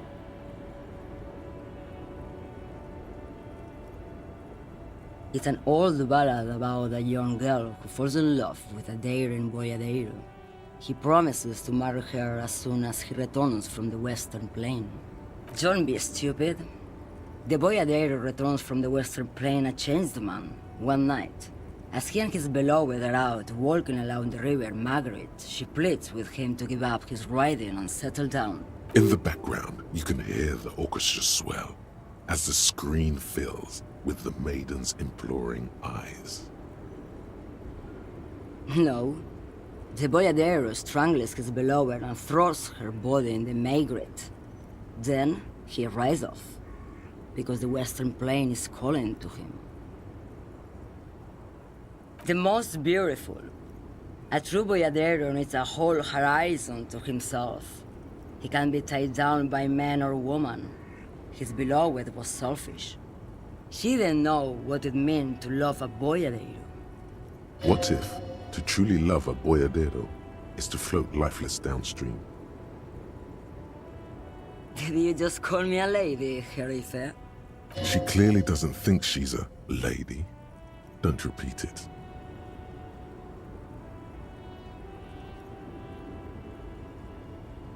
I'm not that either, Harife. I've gone too far from it all to remember what was between my legs. It doesn't work like that on the long haul. I'm only terrifying to small children and to those who used to know me. Yeah, it's not her. Believe me. The big ones, the trucks. There's no women and men there. It's all just... In the middle of this town, there's a ghostly motorway. It takes all the people where they want to stay. In the background, a quiet song seeps from her cabin into the air. You don't hear any vocals. Because they can no longer recognize the person I once was. How should I know? Do I look like I spend a lot of time with the other communers sniffing around? Oh, Sim. Something in her is pulling towards some unknown rest state. She twitches, like a sleep kick.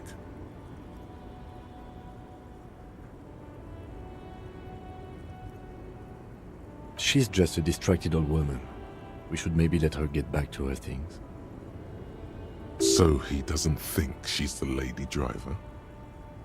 You hear that, Lowman? I don't think your partner likes you spending too much time with me.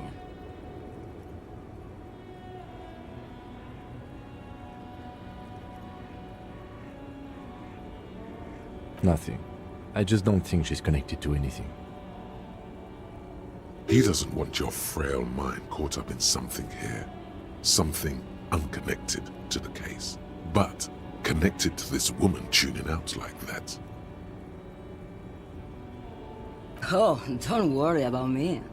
I'm one of the best communers around. Lomonosov's Land, Udajnaya Zemlya, the Transcatolia Magistral. You for 1A. Adestradas du Mirador. All the good ones. The deep trenches, where the bluebirds fly. Irmao. I already am dust.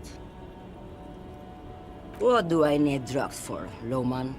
What I see, what I feel, the great adversary, no drugs can compare.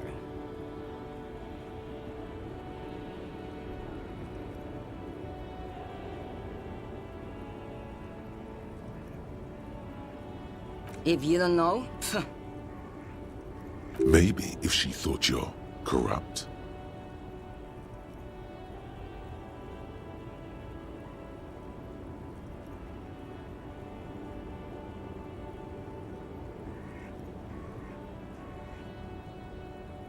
who the fuck is Irrat? Ah, and what do I care about the union boss? He's no Gabriel. Good. I don't care about drugs. What do I need drugs for? If you don't know, Maybe if she thought you're corrupt. why would I want to do that?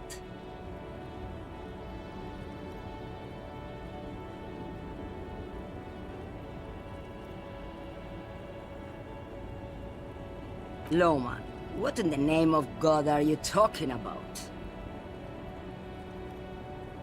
Good. I don't... What do I need drugs for, Lowman? Yes. There is a protagonista and an adversary. Those epithets are familiar somehow. The great adversary. The great unrest. Then what were you... This line of questioning is going nowhere. Try harder. Maybe if she thought you're corrupt. Your man, Lowman. What of it? Good. I don't... What do I need drugs for? The woman sways. What do I need drugs for, Lowman? If you don't... Maybe if she thought you're corrupt. Why would I want to do that? Lowman, what in the name of... Good. I don't care. What do I need drugs for? If you don't... Maybe if she thought you're corrupt. Who the fuck... Ah, and what do... Maybe. Probably not. Makes no difference to me either way.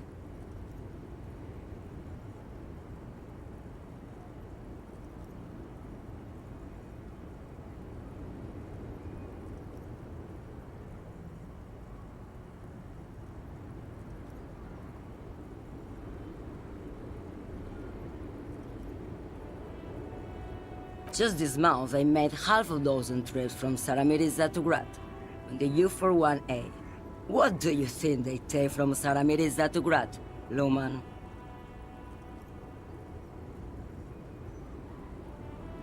No, Lowman, diamonds.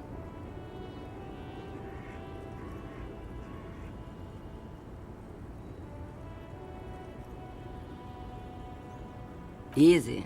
He's the skinny man who thinks he's a poet. Never trust a poet. Also, he's the only one I can see from here. That's correct. There is no visibility of any of the others. Diamonds are good for you, Loman. You should try them sometime. Make yourself pretty like Eva de Zoras. Where do you want me to go? This isn't so bad. I can listen to music, or the seagulls. Or I can just relax and let my mind carry me back. I think we're done here, no? Yes, go. Enough jamboree. Jamais vu. Derealization. Jamais vu. The opposite of déjà vu. Not already seen, but never seen. Everything that should be familiar appears strange and new, like some half-forgotten day in your childhood. Only now. That's the feeling you've been having. And for who knows how long. You should go and ask Joyce Messier about this. What world are we in? This is a fundamental question.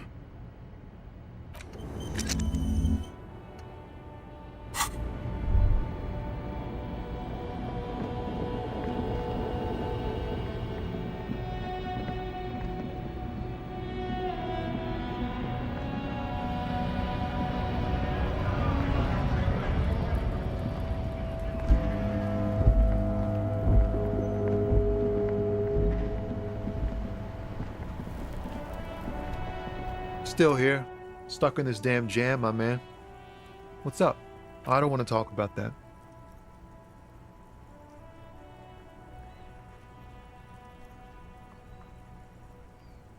Man, I was hoping it isn't gonna be her. All I can say is, she isn't around here anymore. She isn't some evil drug trafficker. And I don't know where she is.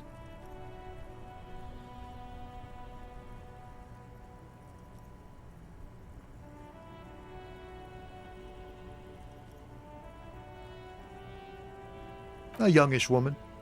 Gruff, but in a cool way. What color hair? Blue and violet. Died.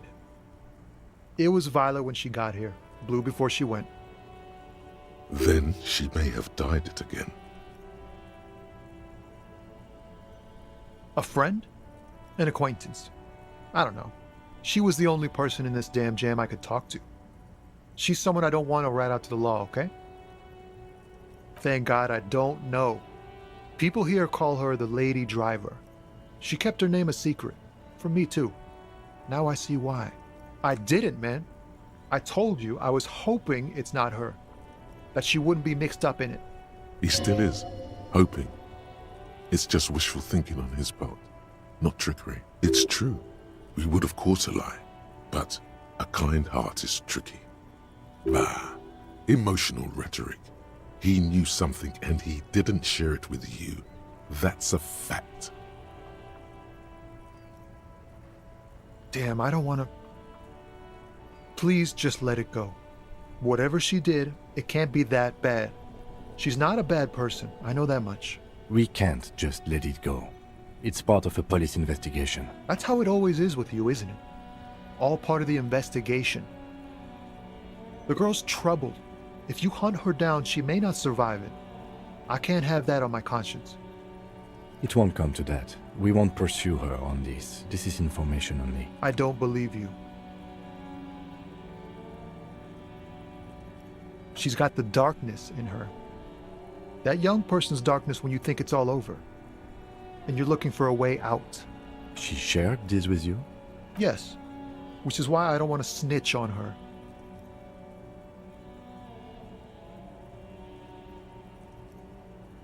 I heard the rumors. I saw the other drivers looking at me strange when we talked. And she told me, too, that she's had a violent life. But I wasn't afraid of her. More like for her. Did this violent life include drug trafficking? Well, it looks like it did now. But we didn't talk about that. We talked about life, you know? She talked about her mind.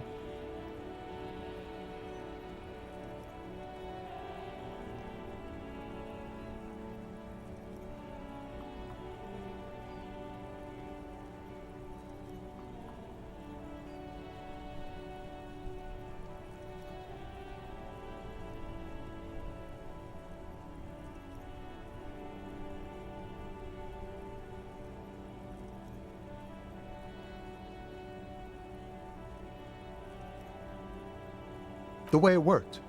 The trouble it was giving her. Fuck, man. Go grill someone else with these questions, okay? There are plenty of drivers here who couldn't stand her, or were afraid of her. They'd be more than happy to rat her out. Wait, this guy says they're friends, then acquaintances, and he's okay with others ratting her out? Push Tommy and it will break his heart and his spirit. Don't expect you to be pals.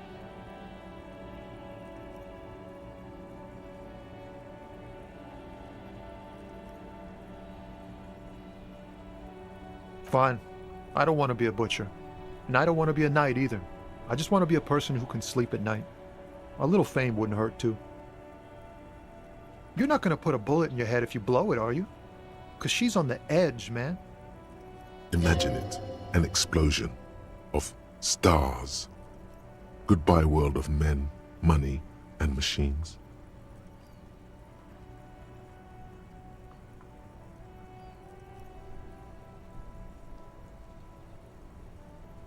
Thank you, friend. Wow, this makes me feel like I should pick up smoking again. Would help with my rhymes, too.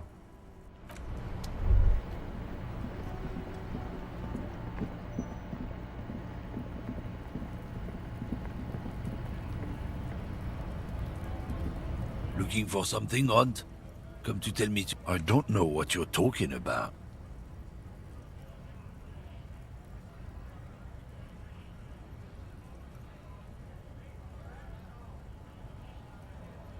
Listen up, fuckwits. You don't scare me. You cops don't run Revachol West. You don't run Martinez. You don't run anything. No. He means La Puta Madre. A legendary, and not in a good way, crime boss from Jamrock. Controls what is probably the most powerful organized crime outfit in Revachol West. Looks like the lieutenant has a plan. Let him do this. Yeah, him.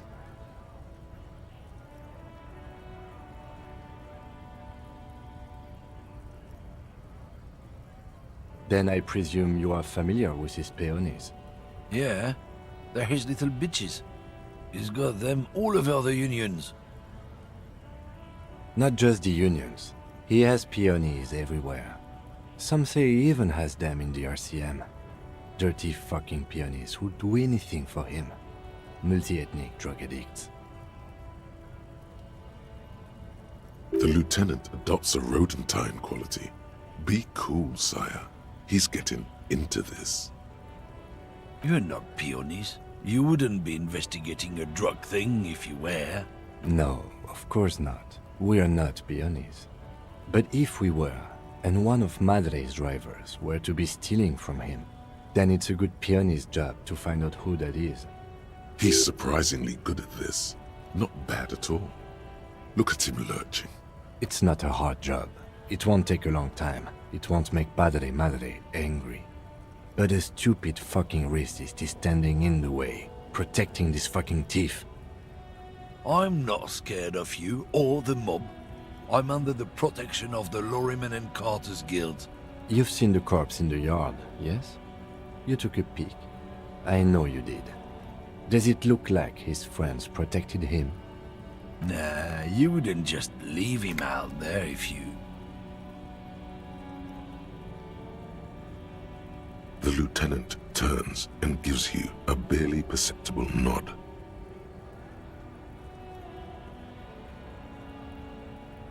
I've softened him up as best I could. Now it's on you to finish the job.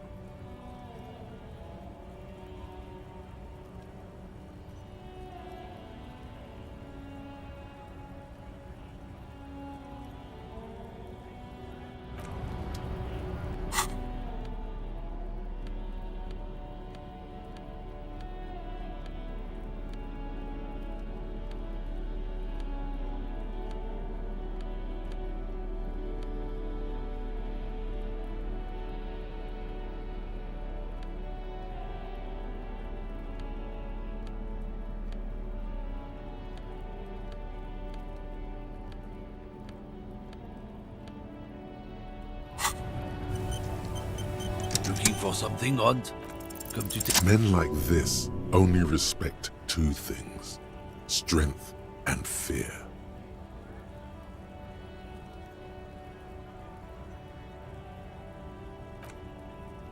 Fuck you, I told you. I'm not gonna... There. His voice grows smaller as yours.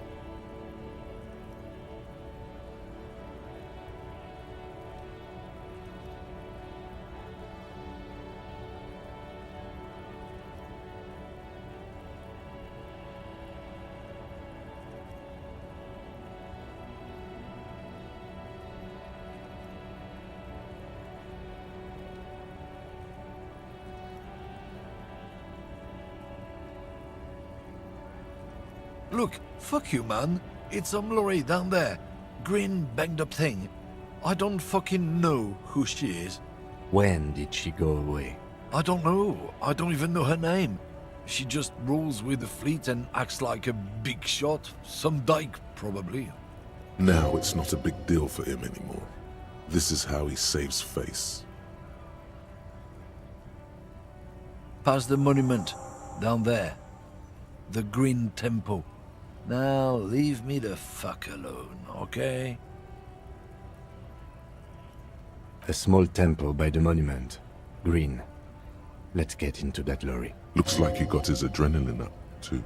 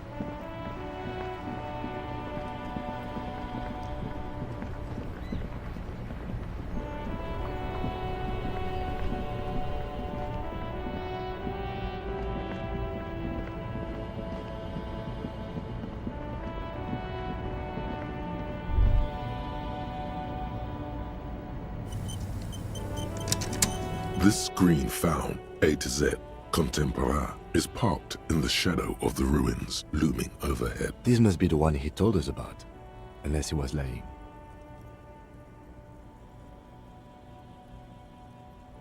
The glass on the side windows is tinted and covered with dust.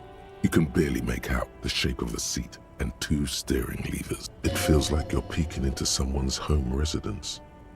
Inside it's private, cozy, warm, dusty too.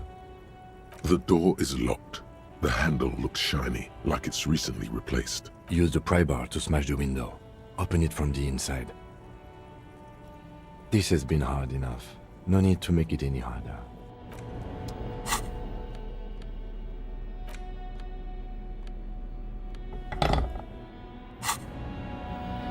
This screen found, A to Z, contemporary, is parked in...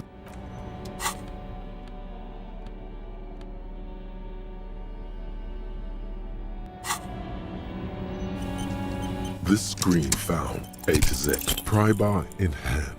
You take a hard swing at the window. A loud thunk rings out and the pry bar bounces back, leaving a tiny spider web on the glass. Looks like the window might be shatterproof. You may have to rethink your approach. No, it's not shatterproof. Give me that. He smashes it into the window.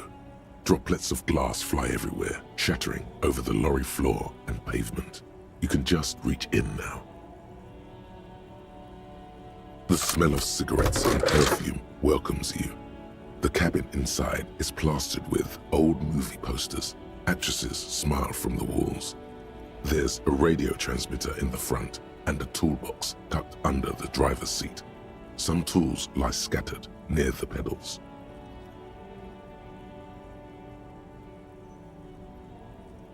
These are movie posters featuring starlets from long-forgotten films from the 20s, the teens, even the 90s of the last century. One of them particularly catches your eye, a centerfold of an ingenue attached right above the back seat. The actress is draped in a sheath dress, one of her shoulders bared.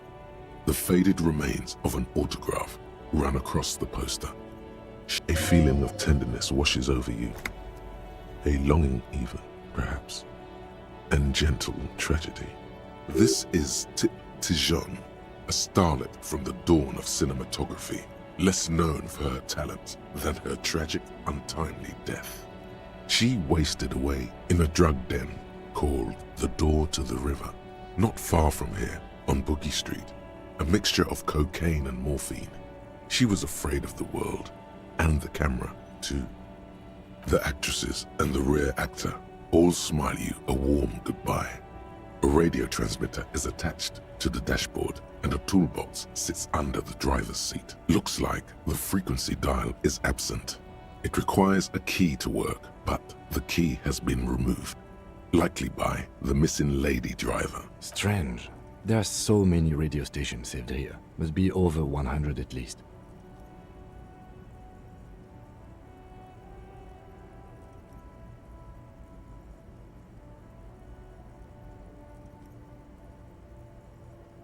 For contacting an entire fleet of lorrymen, for example. This is all shortwave, UW and UKV. Looks like we are dealing with an impressive organizational tool. The nerve center of a huge operation, with quite a range too. Doesn't look like it. It's completely inoperable without a dial key. The smell of 1,000 cigarettes, some dead actresses, and a rusty old toolbox under the seat. You wedge yourself under the steering wheel to get a better look. Seems like the few tools lying around here, a hammer, a pair of pliers, a rusty wrench, have been casually thrown there by the disorganized driver.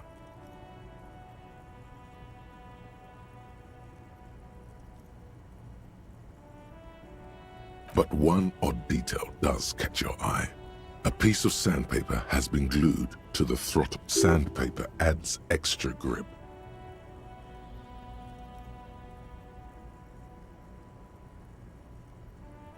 Sandpaper? A novel technique? The movie stars are still smiling from the walls. There's a radio transmitter in the front and a pull-out toolbox tucked under the driver's seat. Some tools lie scattered near the pedals. A metallic drawer slides out from the seat. It's empty, except for a folded newspaper. It's an issue of Périphérique from last Wednesday. A piece of paper falls out from its pages. It looks like an article ripped out from a radio enthusiast magazine. Complex mathematical equations explain the basics of something called the ULAN frequency system. The ULAN frequency system? I've never heard of that before. I know of FM, AM, UKV, but... The pull-out toolbox slides back into its nest. The rest is you close the rusty old lorry door. Great.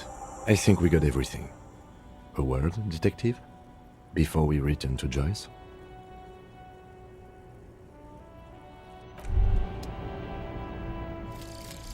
Cop of the Apocalypse.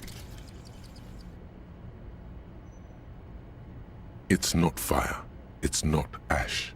There will most certainly be a sea of corpses leading up to the event. But it won't be war or pestilence that causes it. Oh no. The event will belong to a genre of cataclysm no man has dared to suspect would ever come to pass.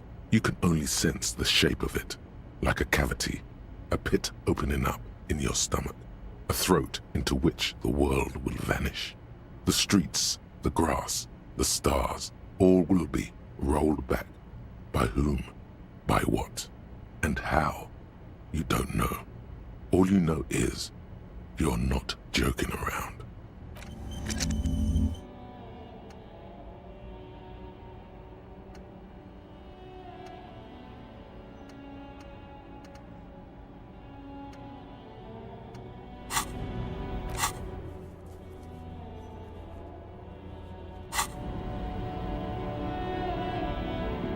Alright, we've finished here. Let's quickly debrief and go over what we found, so we don't do it in front of the company rep. Honestly, I'm quite worried by what we've seen so far. The evidence seems to point to a rather extensive and well-organized operation. I'm especially intrigued by that radio transmitter, particularly the sheer number of stations it can connect. Looks like this alleged drug trade casts a wide net. This means it's well funded. Technology like that, a major player must be financing it. I'm not sure what the ULAN frequencies are all about, but they may hold some significance. Perhaps it's a better way to connect between fleets while avoiding frequency bleed, or maybe it's used to tap into RCM networks.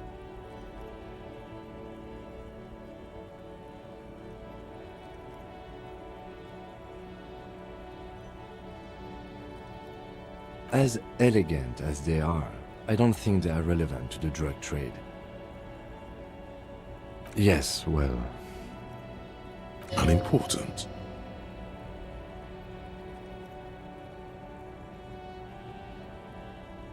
We should return to the murder case, see what Joyce tells us about the lynching. When we are done for the day, I call my station and suggest our narcotics department. There are more than enough grounds to start an official investigation, sometime later when we are done here.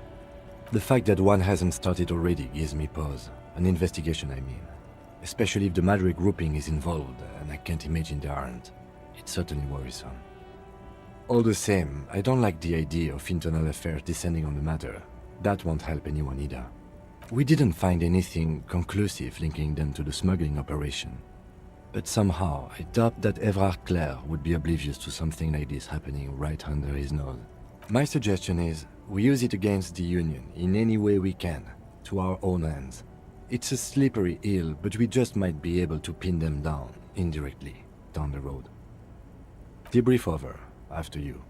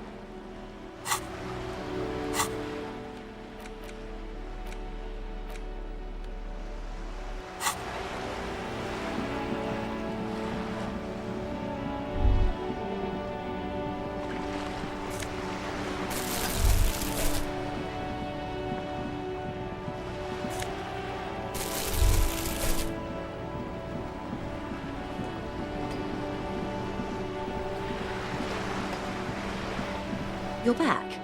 Good. What can I help you with? Yes, my eyes on the harbor have sent word to that effect. What have you discovered?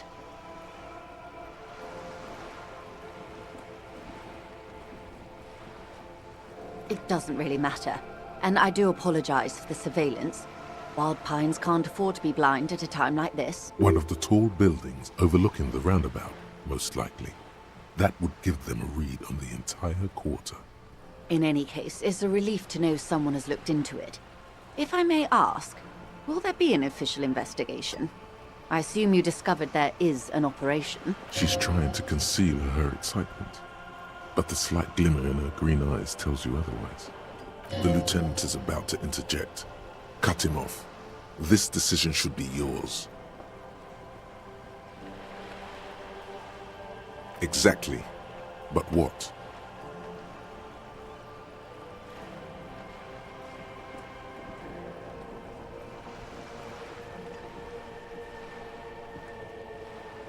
I've kept my eye on the Camioners. Even tried to get to know one.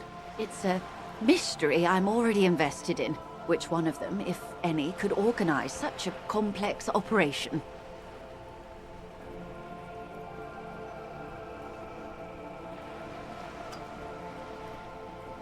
Okay.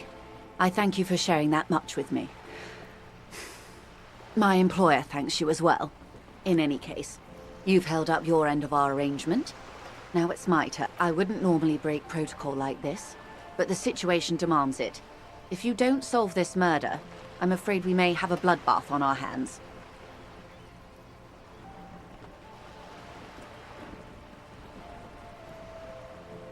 Yes. I'm afraid this strike may descend into a small-scale civil war, with possible consequences for all of Rivershoal West. Since you are sharing, ma'am, this is also the RCM's worst-case scenario. Then we're on the same page, as grim as it may be. I have an indirect role to play, I'm sad to say. My employer experienced a momentary lapse of faith in me. In that moment, they elected to deploy a private military contractor as an insurance measure. They called it my security detail.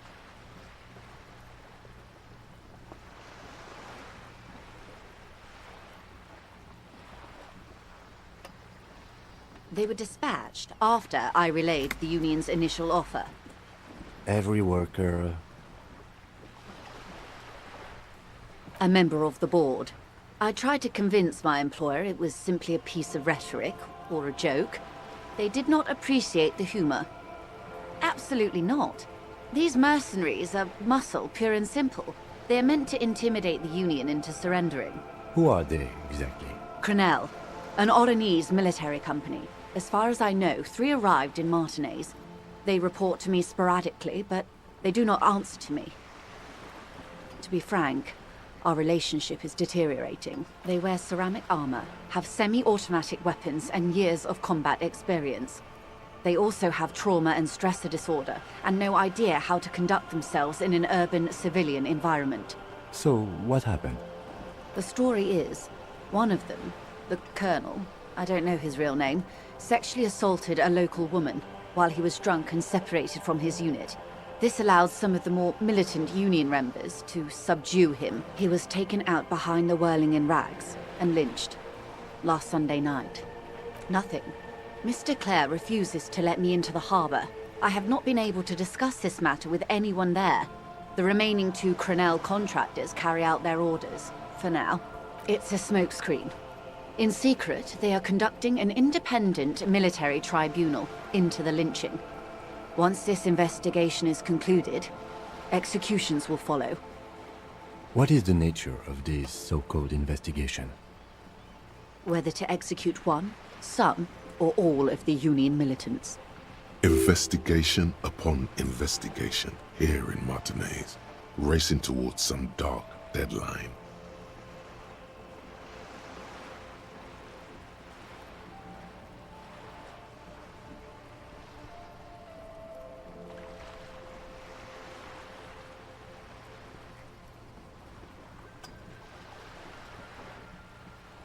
My only hope is that yours provides a single, concrete suspect, before they indiscriminately pick theirs.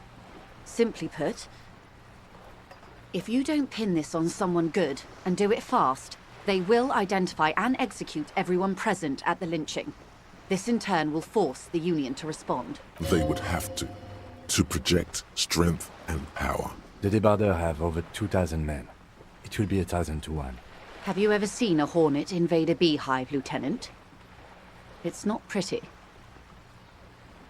The Serai's giant hornet, the world's second largest insect, can kill 40 honeybees a minute, while a group of 30 can decimate an entire hive of 20,000 bees in less than 4 hours.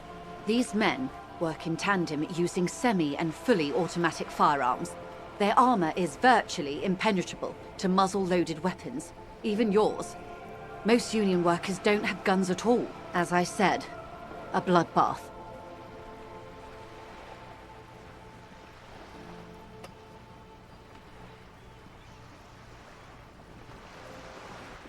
It appears you found it, yes. And I'm not happy for you.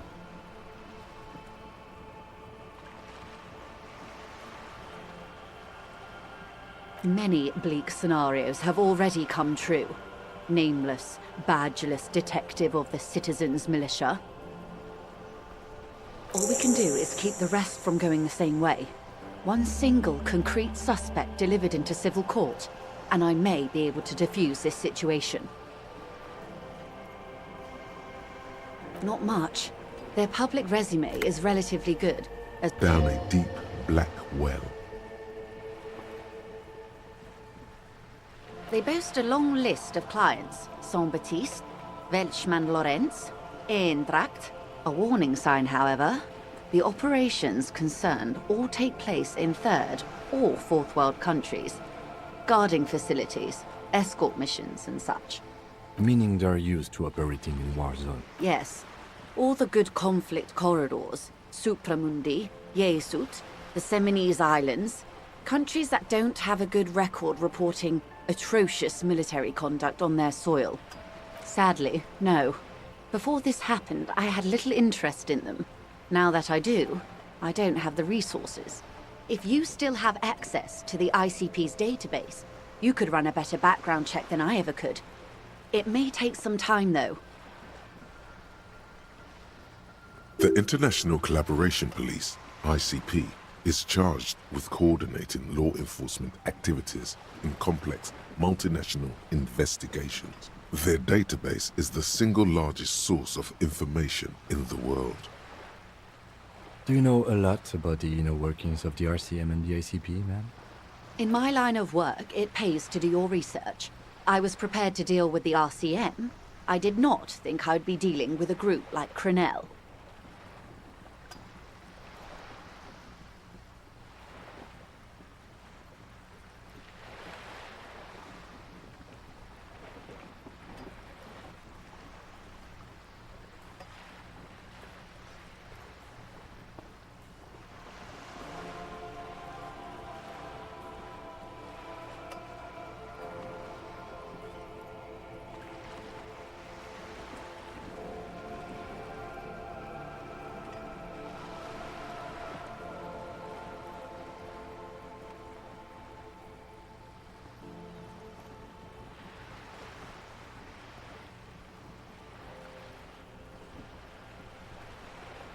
I have. And they will. However, these orders take time to reach what is basically a rogue unit out in the field here. Until they do, it's all on us. She's being truthful. She is pressing them as hard as she can. Or he didn't. This is information passed on to me from some teenagers loitering around the canal. I cannot testify by it.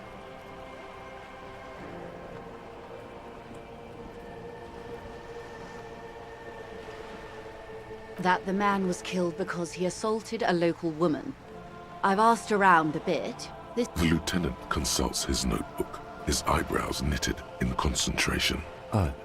We haven't heard any reports about an assault in connection with the lynching. Where did it take place? And when? Last Sunday night, at the Whirling in Rags, the hostel by the gates. Supposedly, the colonel was drunk, maybe on narcotics too. Either way, he's alleged to have sexually assaulted a woman. Sometime later, a group of dock workers got their hands on him. That's a good question, officer. I don't have the slightest idea. As I said, it's a rumor about a rumor. In any case, it's what the Colonel's remaining colleagues believe. You meet her soon enough, you feel.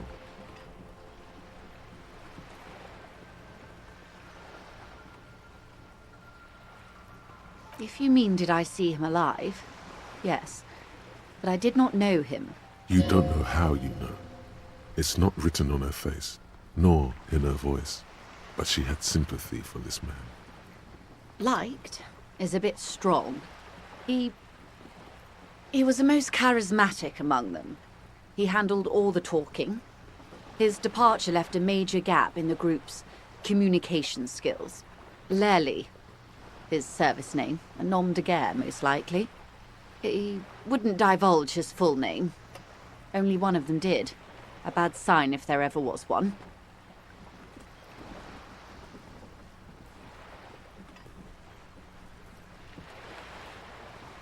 He was 40, or 50. It's hard to say which. He had a combat injury on his lower jaw. It made it difficult to estimate his age, or gauge his facial expressions. What else? Nationality? Accent? He was, Occidental, I think. Light brown hair, a mixed accent, Oranese, or Messinian, maybe. His injury gave him an accent all his own. In a way, it was humanizing. He had to learn to speak through it. Through the injury. That's all I know, I guess. I only met they've gone to ground, as it were. I don't recommend seeking them out. For one, they're almost certainly armed to the teeth. They don't have the same respect for the Revachol citizens' militia as I do. To put it bluntly, they think you're vigilantes. Ghetto savages. It will not be a fruitful meeting. Vigilantes. You're a professional officer of the only legitimate authority in Revachol.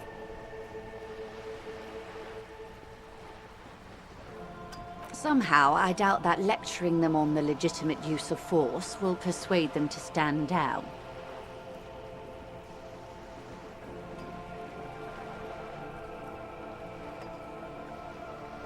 You're likely to run into them eventually. When that happens, I'll be in a better position to mediate if I don't appear involved. This is so embarrassing. You have no idea. There's something wrong with your brain. Luckily, the lieutenant still has his. Ma'am, with all due respect, I've been around Martinez, and there's a giant hulk of a man in ill-fitting clothes at the harbor gates. Mr. Right to Work. His heart really isn't in it.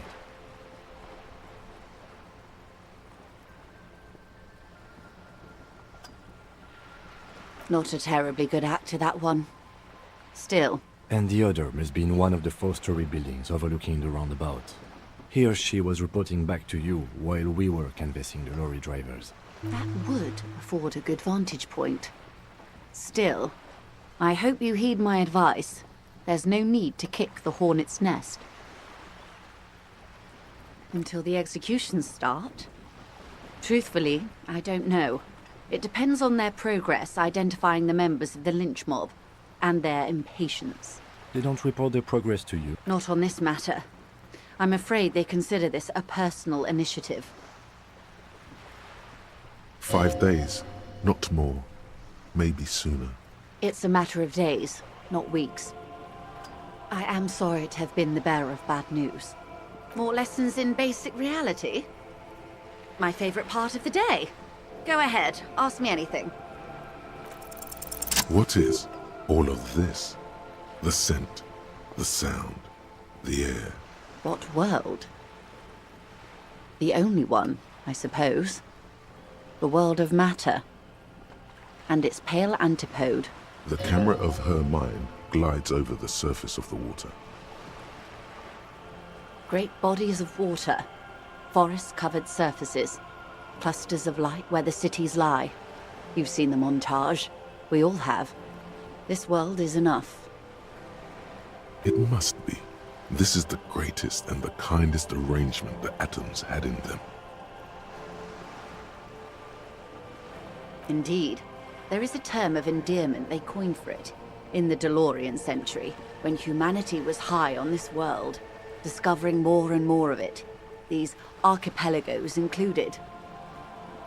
Elysium.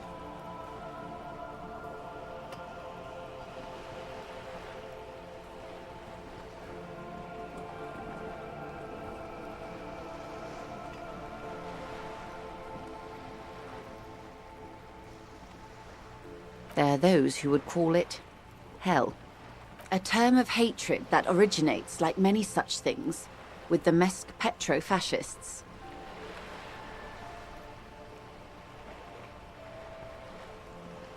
Oh, you want a picture of the world? There is no complete set yet, dear. They're having some trouble reaching orbit. Great things are difficult to achieve. For now, we're viewing the world from the inside, sideways. We used to think it was a sphere, but that is beginning to look less and less likely by the day.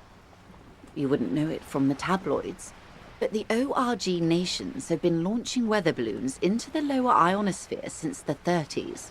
ORG, Occident Revachol Grad. There's a steadily increasing trickle of images.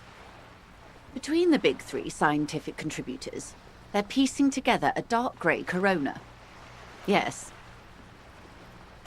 Pale covers 72% of the surface. There are grey flares and prominences, even arcs above entire isolas. The images are blurry, but if there was a sphere in there, it certainly looks like it fractured a long time ago. A cold fear seeps into you.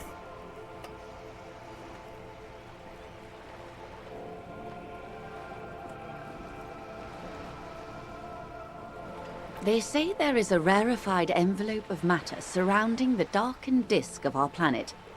That is, if we are still living on a planet.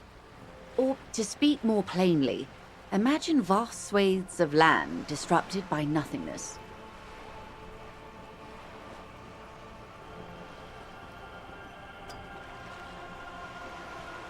I am sorry, dear. It must sound quite terrifying through the acute encephalopathy. Even scientific positivism isn't entirely convinced about what we're dealing with here. But this is one of the greatest questions of our time.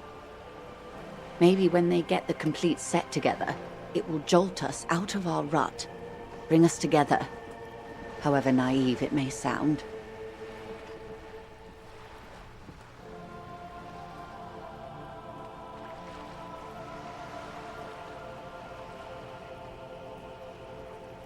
You have misimagined it. I don't have the power to convey to you the effect and geometry of the images that depict our world from below low orbit. It's like the crowning of the world. It's insane. Very disco. You'd love it.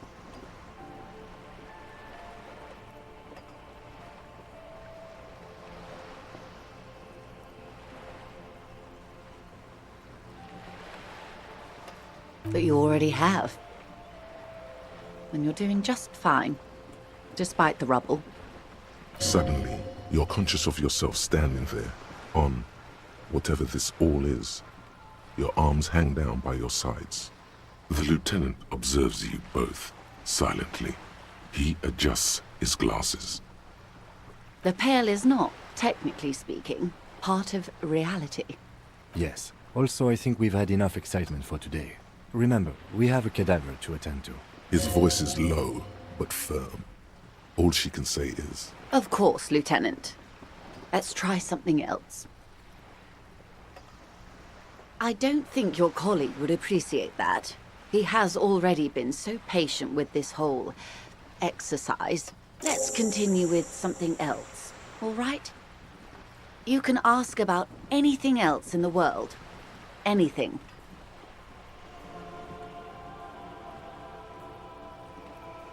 this is not going to happen with the lieutenant present, unless you can convince him to step aside.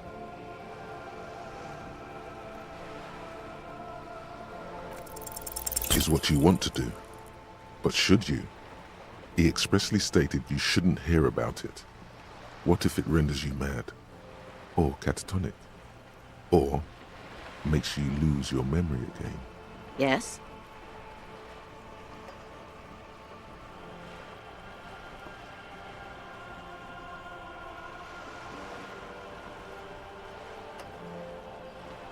These are unimportant times, Detective. You and I were born after the dust had settled. 1,000th of a second too late. For the big time. The revolution. It's quite easy. Every 100 years or so, our species gets together to decide what's next, who gets shot in the head, and who gets the mineral rights. It's a real kerfuffle. Those would be the communists. Generally speaking, 40 million people got shot in the head during the World Revolution. But the communists, they all got shot in the head. She's not gloating. It's a relieved celebration.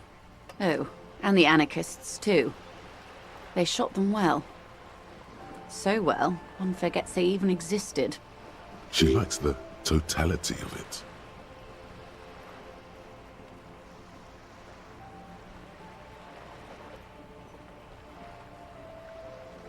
Did they ever? Before they got shot themselves, they shot 2 million people. Yeah, it was a kerfuffle, all right. Yes, the Insulindian deluge, they call it. Oh, lots of people. Even the king got shot in the head, or thrown beneath a horse, or drowned. Accounts differ. It was unceremonious. Just as well, he wasn't actually the king. Just the king's nephew. The real king abdicated and lived out a long and productive life as a venture capitalist in Grad.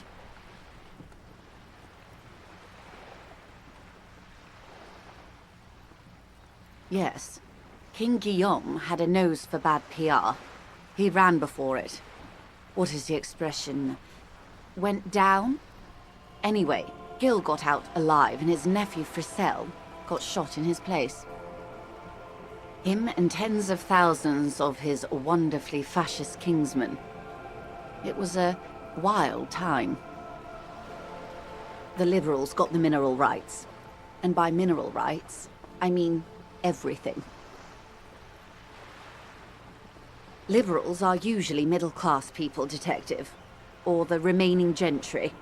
The beneficiaries of the pre-revolutionary arrangement. Some were rich enough to stay with the Constitution, with monarchy. Big mistake. Others bet on the revolution. They were called the ultras, or ultra-liberals. They fared well. They didn't win so much as survive. We were the last ones standing when the war ended. Everyone else got shot in the head, remember? We. She's one of them.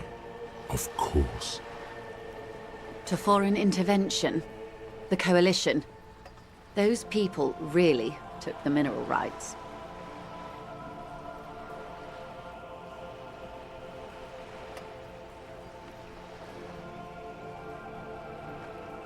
The liberals took everything that wasn't nailed to the ground. The coalition took the ground. The ocean, the laws, and the people. The coalition of nations.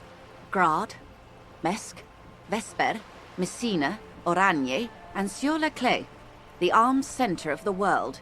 They landed here and ended the revolution.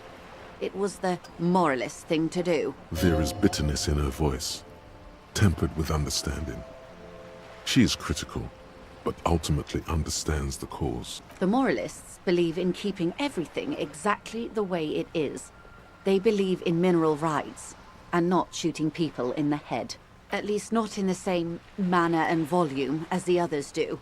They are the long-standing provisional rulers of Revachol now, the coalition government. This is their zone of control. They embolden the RCM with crumbs of the same law they took.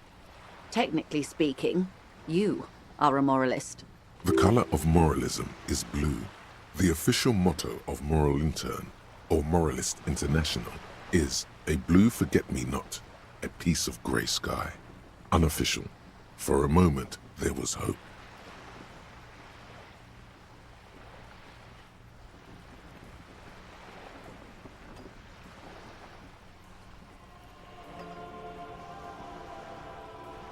Of course. Not easy to be moderate about head shooting in your line of work. The turn of the century revolution? Don't answer it. It's a trick question. The revolution began in '02 on the Isla of Grad, though by the end, nearly the whole world had gotten involved. It wasn't a who, but a what. A pandemic of Zarat, a particularly virulent prion disease, which the authorities in Grad proved unable to contain. Then Marzolf came along and overthrew the government. It made people overthrow their governments. Of course not. It was a highly infectious microorganism that destroyed brain tissue. The actual causes of the revolution were material. The pandemic only provided the spark. From Revachol and Grad? Not far. The world managed to cauterize itself. Marzolf's government was overthrown in '08, and the coalition crushed the Revachol commune 2 years later. It was the end. Why? You and I, officer. Our lives in the zone of control. Something tells you her life and yours are not that similar. Maybe it's because she has a boat and you have that necktie? A pair of pants? No doubt. But we share the same time and position on the planet's crust. That counts for more than you think. A city-state divided into free market zones under the everlasting interregnum of the Coalition of Nations. And you, of course, the citizens' militia. The clatter of typewriter keys fills the main hall of the reappropriated silk mill. Precinct 41.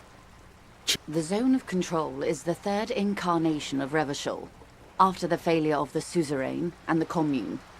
Modernity.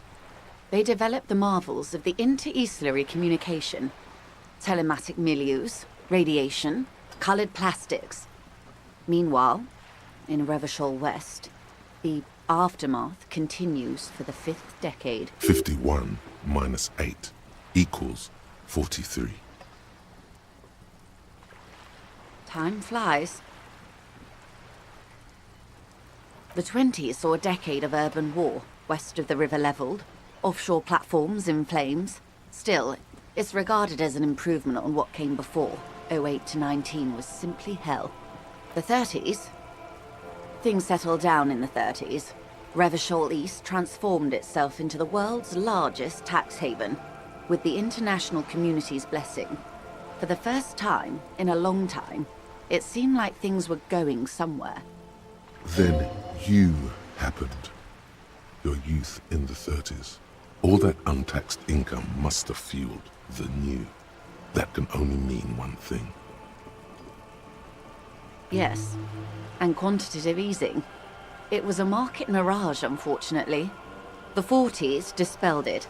An Isla-wide hangover, you might say. So, here we are. Welcome to reality, baby. From the looks of it, the 50s haven't been much better for the zone of control. You can see it in her eyes. Days slipping away. I've no right to be dissatisfied. This shirt is Barbara Muscova, this raincoat is impervious to rain and is guaranteed for 100 years. My daughters will wear it. No, it's just... We could have had so much more. Every one of us. If only we played it right.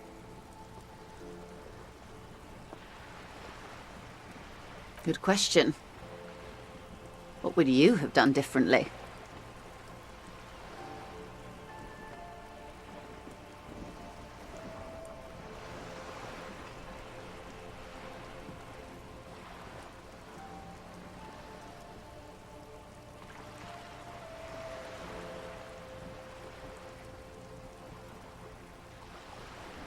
And I asked you. pastless detective of the citizens' militia, what insight has acute encephalopathy given to you?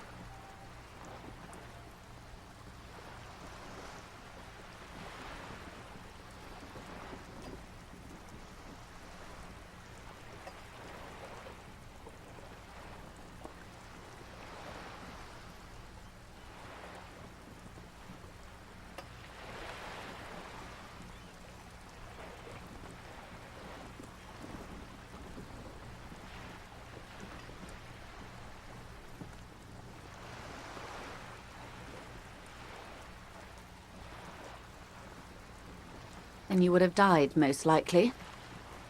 Not far from here. Maybe even right here, during the beachhead, defending the coast the day the Coalition took the city.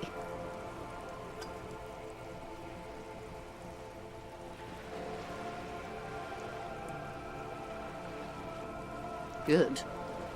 Not that it would have mattered. In the end, the Commune forced everyone to the barricades. They are what they are. Who knows? An afterbloom may yet come. Anyway, enough sentimentality. Not so fast.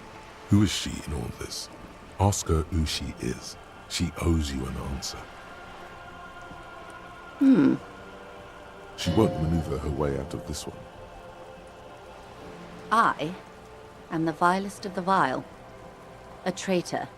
A devourer of nations and infants. I am an ultra.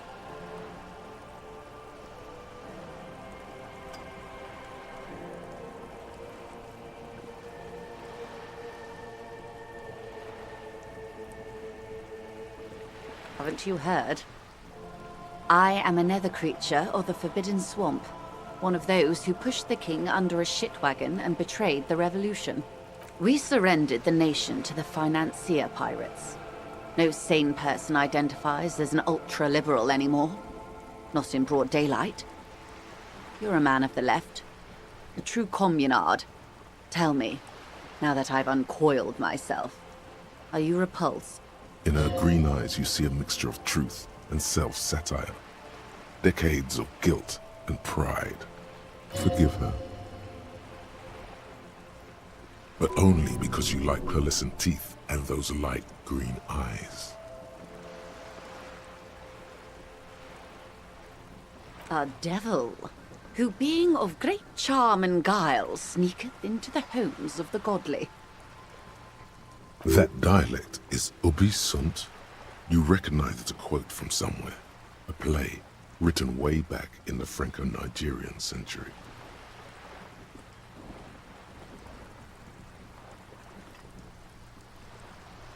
Ah, maybe you remember more than you let on.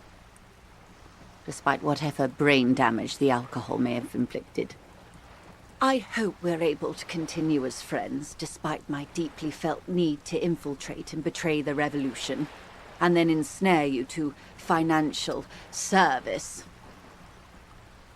Honestly, I may have even preferred it, had the communards won. Who knows? They might really have built something better. But they didn't, because they lost. When the dust settled, the Liberals were the only ones left to clean up the mess. By virtue of their survival, they were handed enormous power to shape the future. This was all our last generation managed.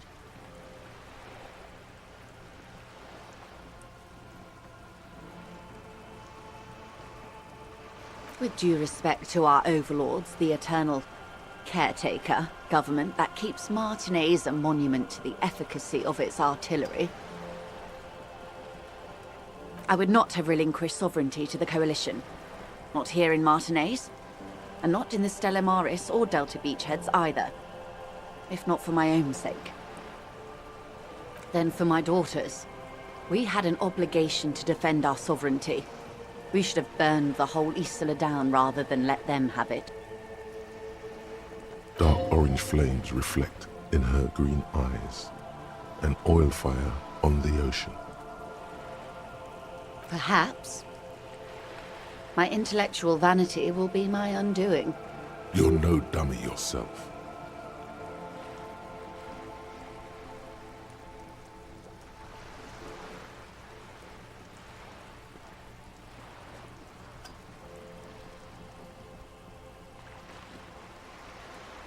and the crown on your head as you lay in the casket.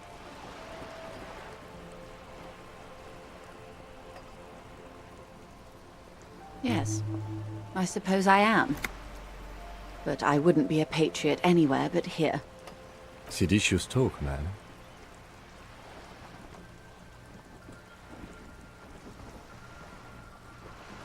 Yes. Whatever else I am, I'm also a mother. And a wife. Now, shall we return to reality? Nothing more nor less than the de facto law enforcement body of post-revolutionary Revachol, Detective. Yes, we are the Revachol Citizens Militia. He's being sarcastic. We are. Yes, that means not de jure. The RCM acts in what is poetic. Permit me to conclude with this. Who you... And if those authorities drink so hard they need help... A bird? A sphenicid? A flightless bird of the polar regions?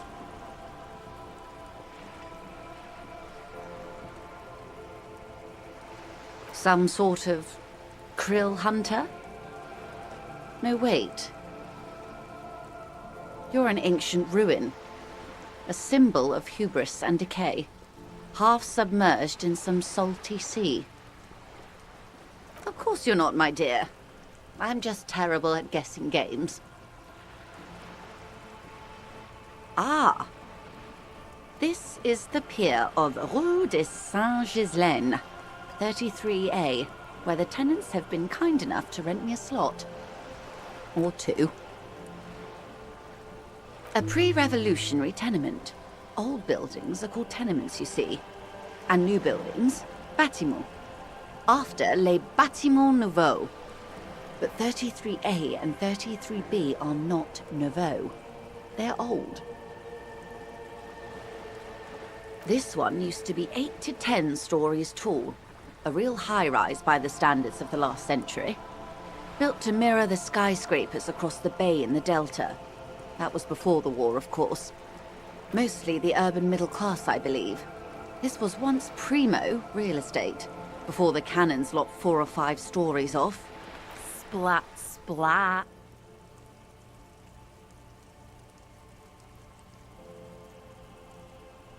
Wonderful. The girl in the old lady rags. Looks like a sullen and rebellious member of a teen infraculture. Yes, you and I belong to the supraculture. We're common, the herd. The music on the radio, the food in the chain restaurant, those are all too popular for the girl in the old lady rags. She prefers a fantasy world, an infraculture with its own dress code and vernacular. It is an illusion, I'm afraid. There is no refuge from the supraculture. Young people who dye their hair funny colors and wear old people's clothes are stupid, and their little rebellion is self-defeating. All right, what next? Suddenly, you're not so sure you're part of the supraculture. And what would that be?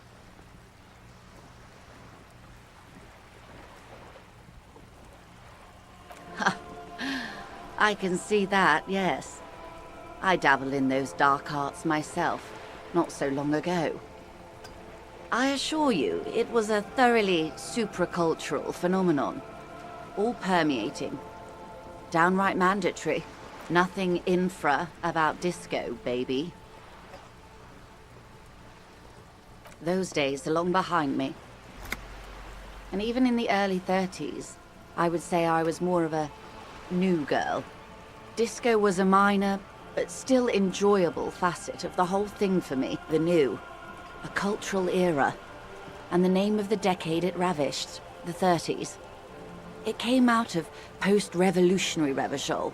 It was ultra-liberal. It involved lots of partying, as you might imagine, and champagne-colored everything. By the looks of it, that would have been when you came of age. Now,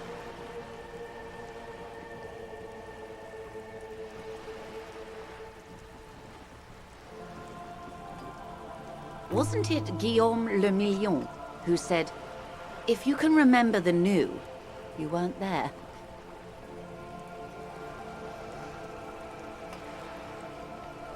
Ah, yes. This is not very central to reality, is it? I can't be 100% sure, but I believe he died due to complications from venereal disease.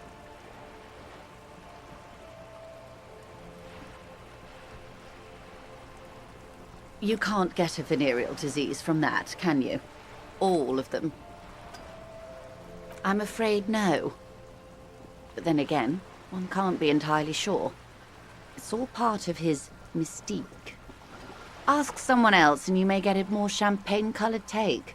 Anyway, what other basic facets of reality should we discuss? Glad to have been of assistance. A little bit more lessons in basic reality. Glad to have been... Yes?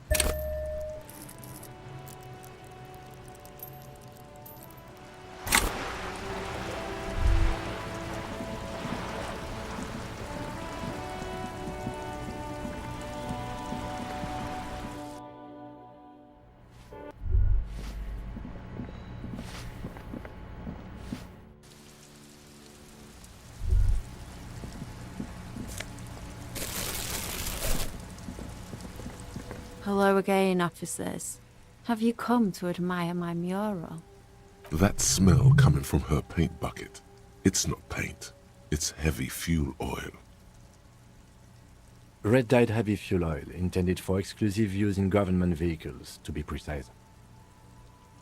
What did you think I was using? Aquarels? Sucked it out of a cop's fuel tank myself. Back in Jamrock.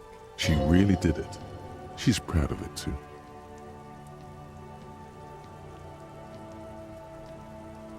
You ain't seen nothing yet, Piggy Boo. Ooh. Not only have you found my address, you've discovered my biggest secret. I'm a coal miner.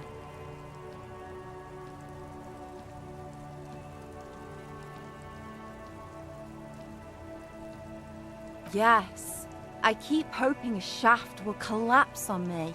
But somehow, does anyone in a city like this? If there's pain about any particular home she's lost, she's buried it deep, fortified herself against it. It doesn't have to do anything at all. Nothing does. Like me. Right now, I'm doing nothing at all.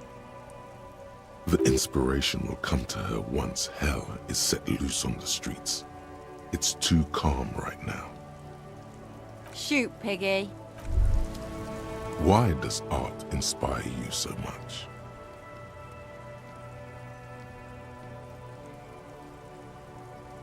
Excellent question. Art is a diverse range of visual, literary, auditory, and performative creativity. It's an expression of imagination and technical skill. Additionally, it's history, criticism, and pure enjoyment. In short, art is the highest form of human communication, representation, narrative, emotion, and agency intertwined. Have you looked in the mirror lately? You have the exact features of a savage art critic, with that beard and those clothes, disheveled and prophetic. Perhaps you should try to critique architecture too. Of course not. It's autism, box drawing, masturbation with a ruler and a sextant or whatever they use. You should demean and criticize the genteel institution of architecture while extolling the virtues of the pure arts.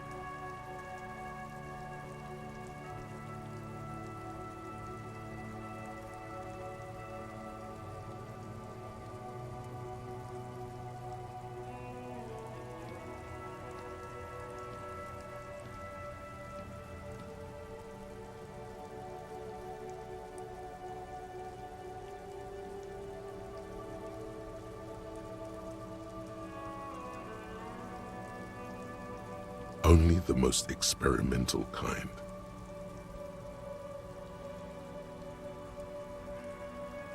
Yes, you seek substance. No vapid representations and reproductions of social mores as made manifest in stuffy biennials. We're talking real living art here. Become the art cop. Half art critic, half cop.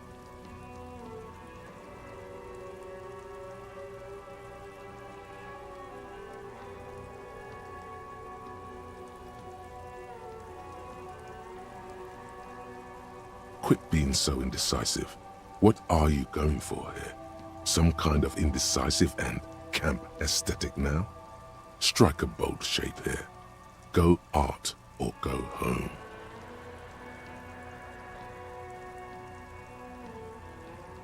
Exactly. It's not only your duty to only catch the criminals off the street, you must also apprehend criminals of the printing press and the gallery, the trite and derivative artists and writers of the world. Go ahead and provide savage criticisms, art cop.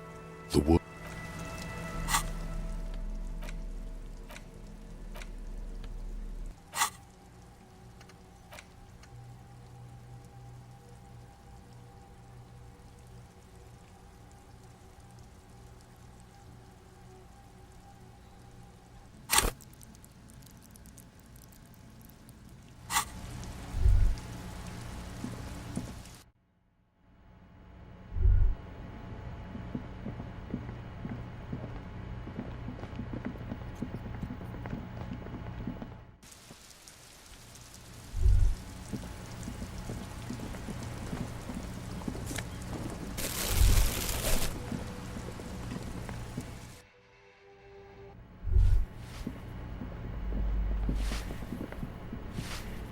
Give me a moment. Ask away, policeman. The hell am I supposed to know? Another nut job, I assume.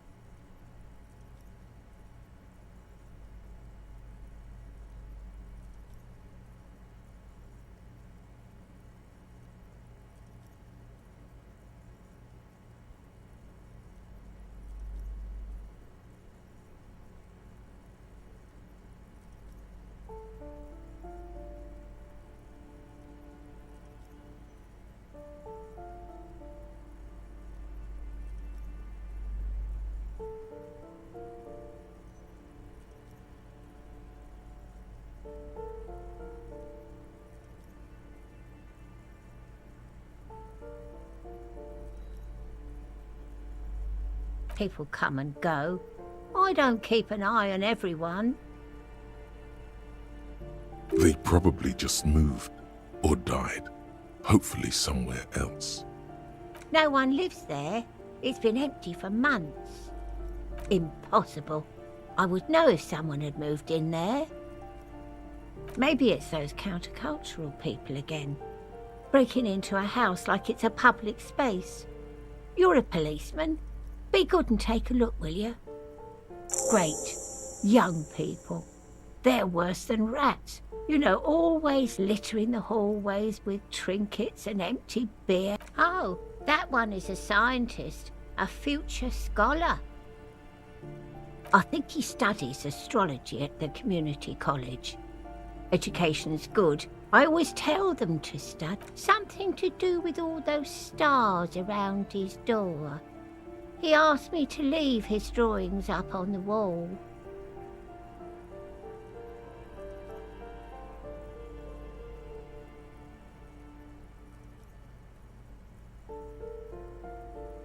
That's what I said. Astrology. The lieutenant shakes his head, as though to say, let it go. Come on, people. Try to keep up any standards here. It's not about stars. It's... forget it. Oh, I think he studied something to do with the symbol of what and how?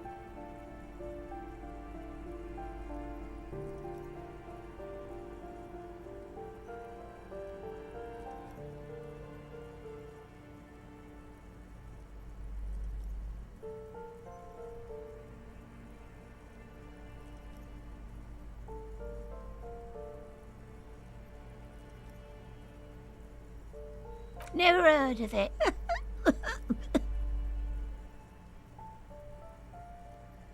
The artiste? Nothing I can do about her, I'm afraid. She ruins the walls faster than I can clean them. Still, she leaves an old lady to her business. More than I can say for others. She mumbles some kind of a response.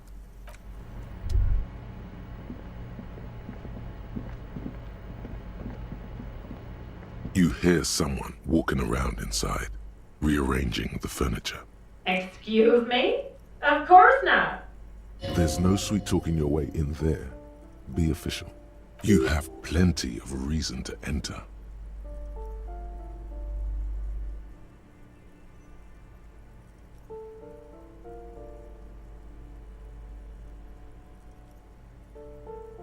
Oh, come on. Well, that was easy. That was smart.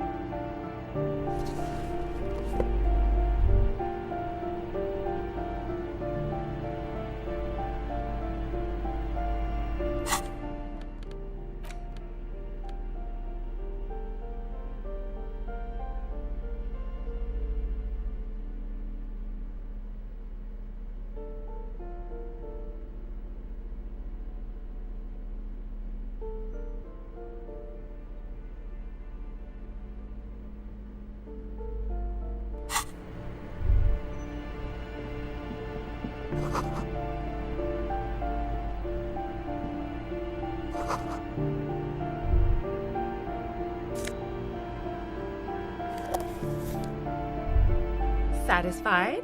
My name is Marielle Charpentier, and I'm an agent with Martinez Realty Associates. I am not breaking in, as I have every right to be here. The keys, see? Her voice is really cheerful, despite her obviously hating you. Do you want to see my ID as well? You can't legally ask for it, but why not? Want to see my residence permit too?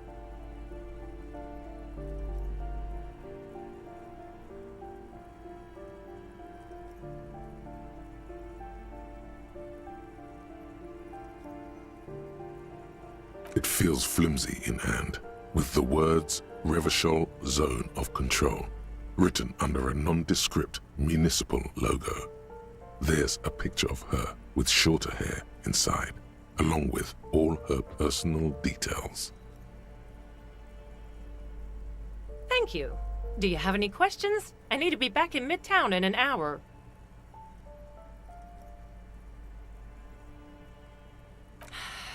I need to get it ready for the next lease, but as you can see, the previous tenant completely trashed the place. It was some kind of a moribund old man who used to be a business owner.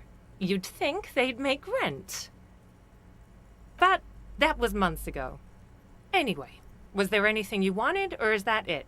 I'm in a hurry. Oh, that's another huge mess. The former tenant owes us 3 months of rent. 3. We closed the apartment and planned on auctioning off the valuables, but... And again, I have no idea how stupid mistakes like this can even happen. But Ron, when he came to close the door, didn't close the neighboring door. And there's a hole in the wall. A hole in the wall. Can you believe it? And then the tenant ran off with his stuff. He's gone. The money's gone. Just like that. The sum must have been puny. Oh, it irks her. The incompetence.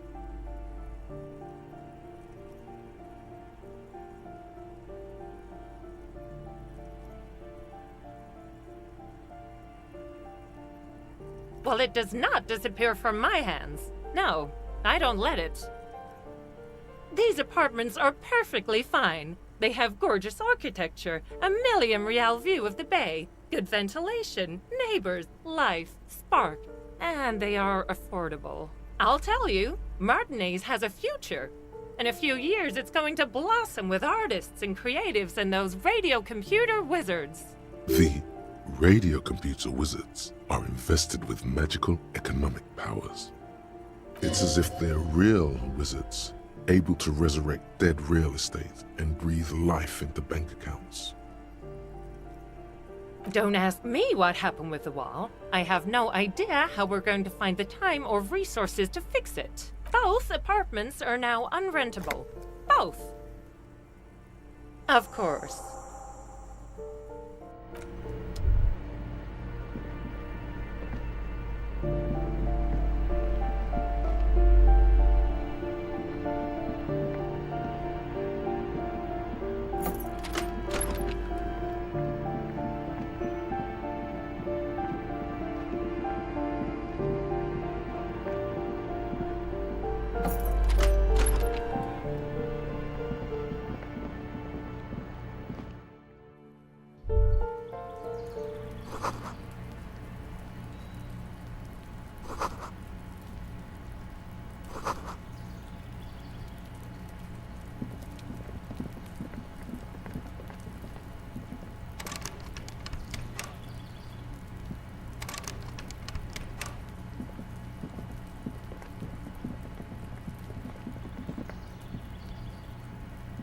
This door is made of metal and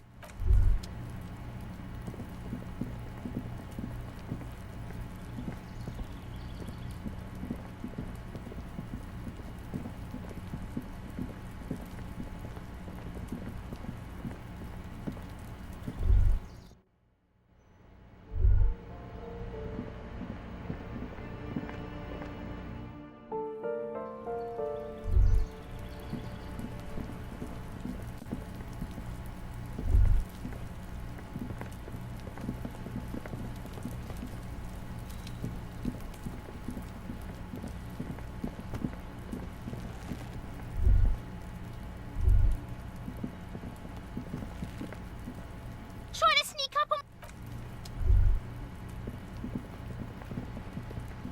just an ordinary wall. Nothing to see here.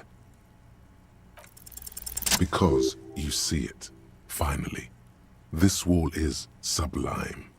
Look at it. The shadows, the colors. All the other walls on all the other houses must make a pilgrimage in adoration of this, the uncontested pinnacle of wallcraft, color peeled from the very face of God. O Wallfather!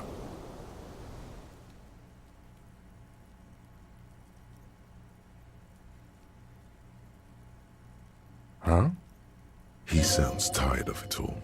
Cindy the Skull has all the necessary materials. Talk to her.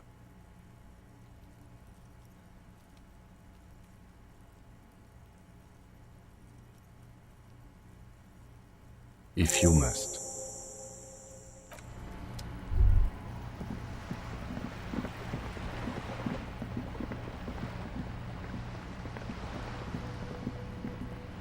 Hello again, officers. Have you come to admire my mural? What for?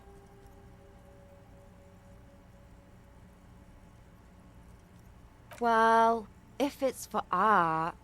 But what kind of art are we talking about?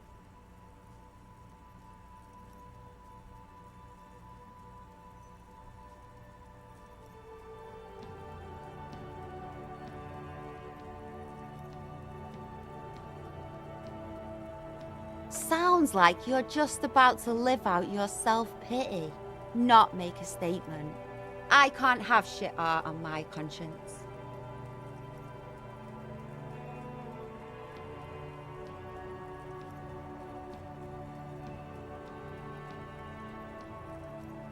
Yeah, not gonna hold my breath, Piggy.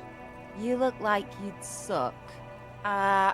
Everything really. Hello again, officers. Have you come to... They do say the painter always paints his own portrait.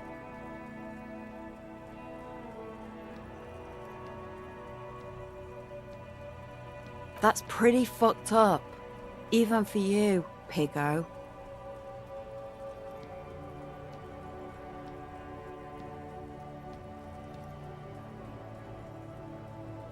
I think everyone would rather you didn't. You're a real sad sack. You know that? Go ahead then. Art it up. Just try not to hurt yourself. And no self-portraits. Oh, but I'm all out of fuel oil. You know what you should be able to find in your government-issued vehicle? Red-dyed heavy fuel oil.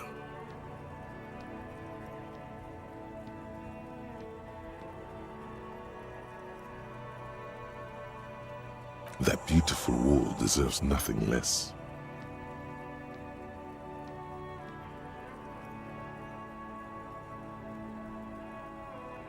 My fuel oil is for my kinema. Use your own fuel if you are unable to contain your artistic impulses, but please, leave my kinema out of it.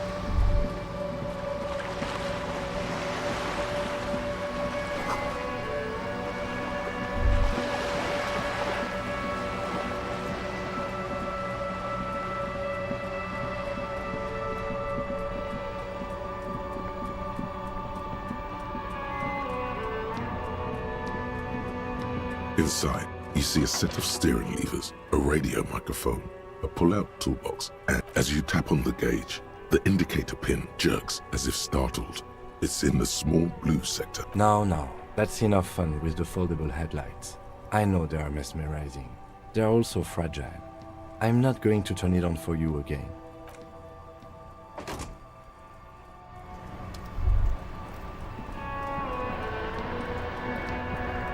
I saw you poking around in Lady Driver's lorry. She in trouble?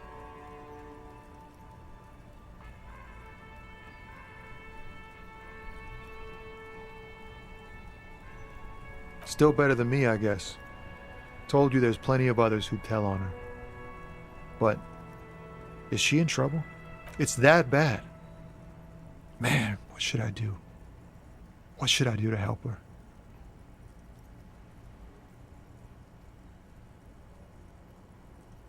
Damn. I always wonder her to watch herself. Maybe I should just keep my head down and work on my rhymes while I can. Oh, you know. Tommy Leham's gonna be a musician. Sprechgesang, but with beats. I've got a lot of free time on the road to hone my craft. The correct grammar is Tommy Lahom.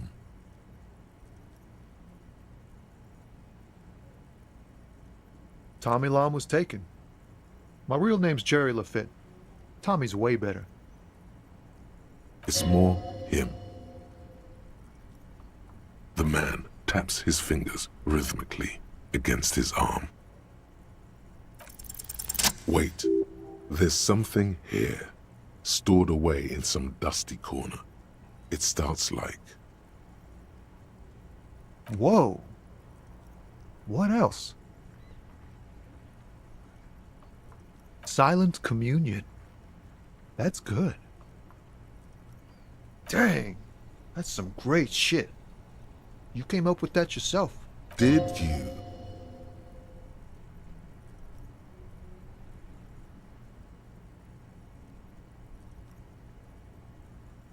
No matter.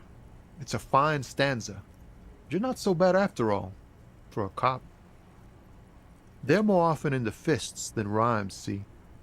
Let alone honesty in verse. In a small office behind the old military hospital, hunched under the green glow of his desk light, Officer Hans Blau browses through a test print of his Futurist magazine.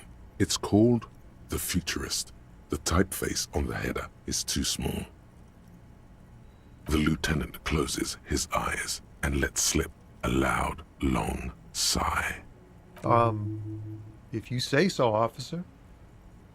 You found some common ground with this man. Even impressed him. The next time you look in the mirror, though, remember those words.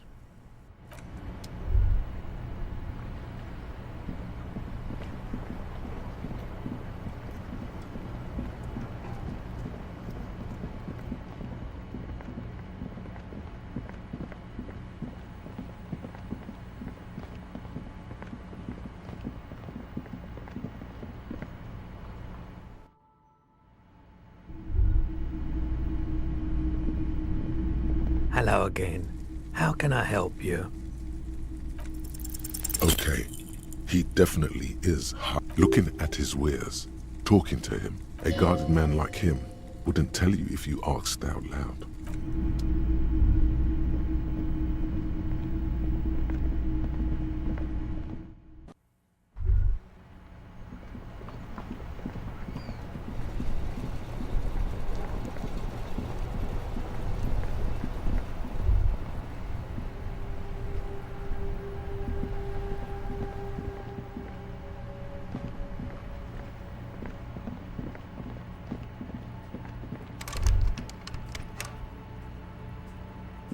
An old call box with a matrix of push buttons lists all the companies in the East Delta Commerce Center.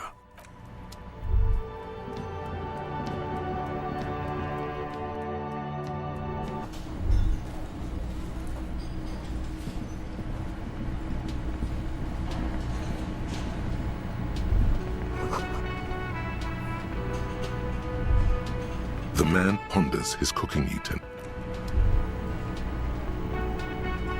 You see a heavy steel.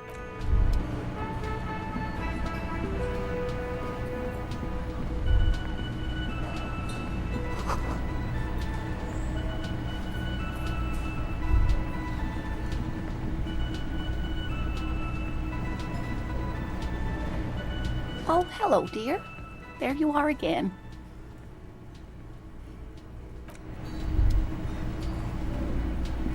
Can I help you?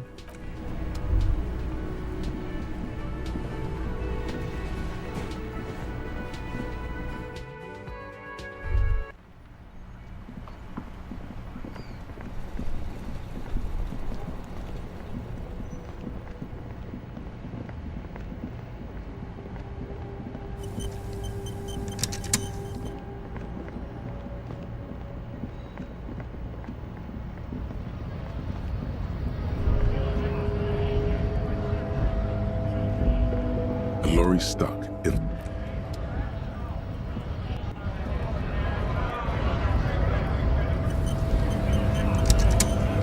Right to work! Right to work! Shame on you! Hell no. I'm just an honest scab. I won't have talk like that around here.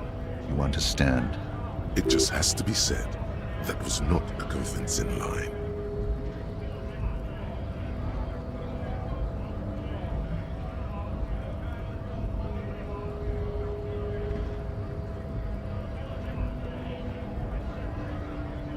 Fucking loincloth.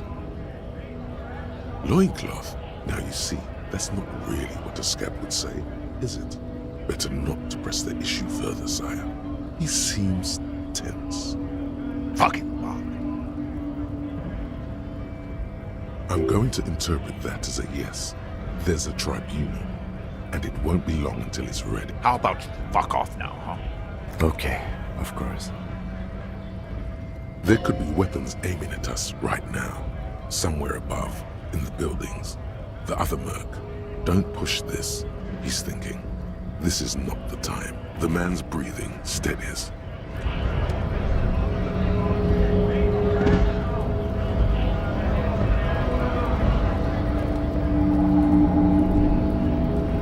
Hola, Wandering Man. How can I help you? Yeah, the janitor who gave me the key to his apartment said the guy's a bit of an asshole.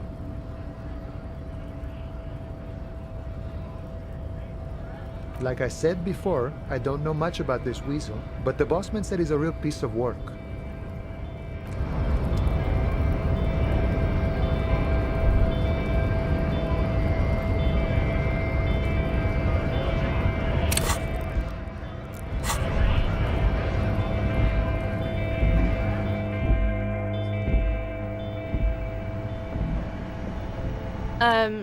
Is this about the questions again?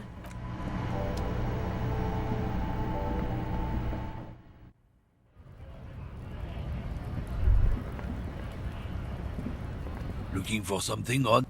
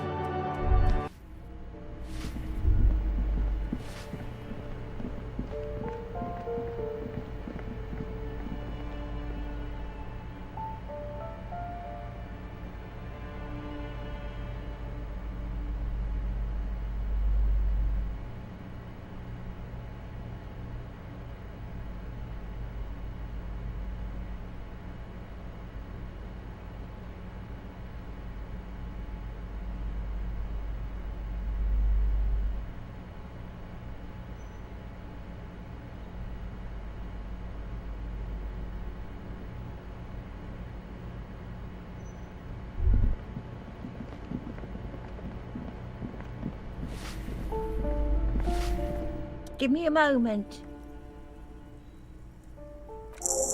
I see. I hope some good people are finally going to move in. This place needs them.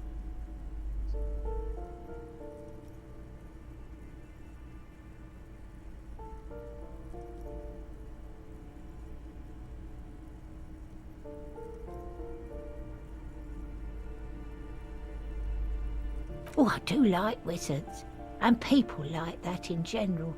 They have a lot to tell us about our fates. She means clairvoyance.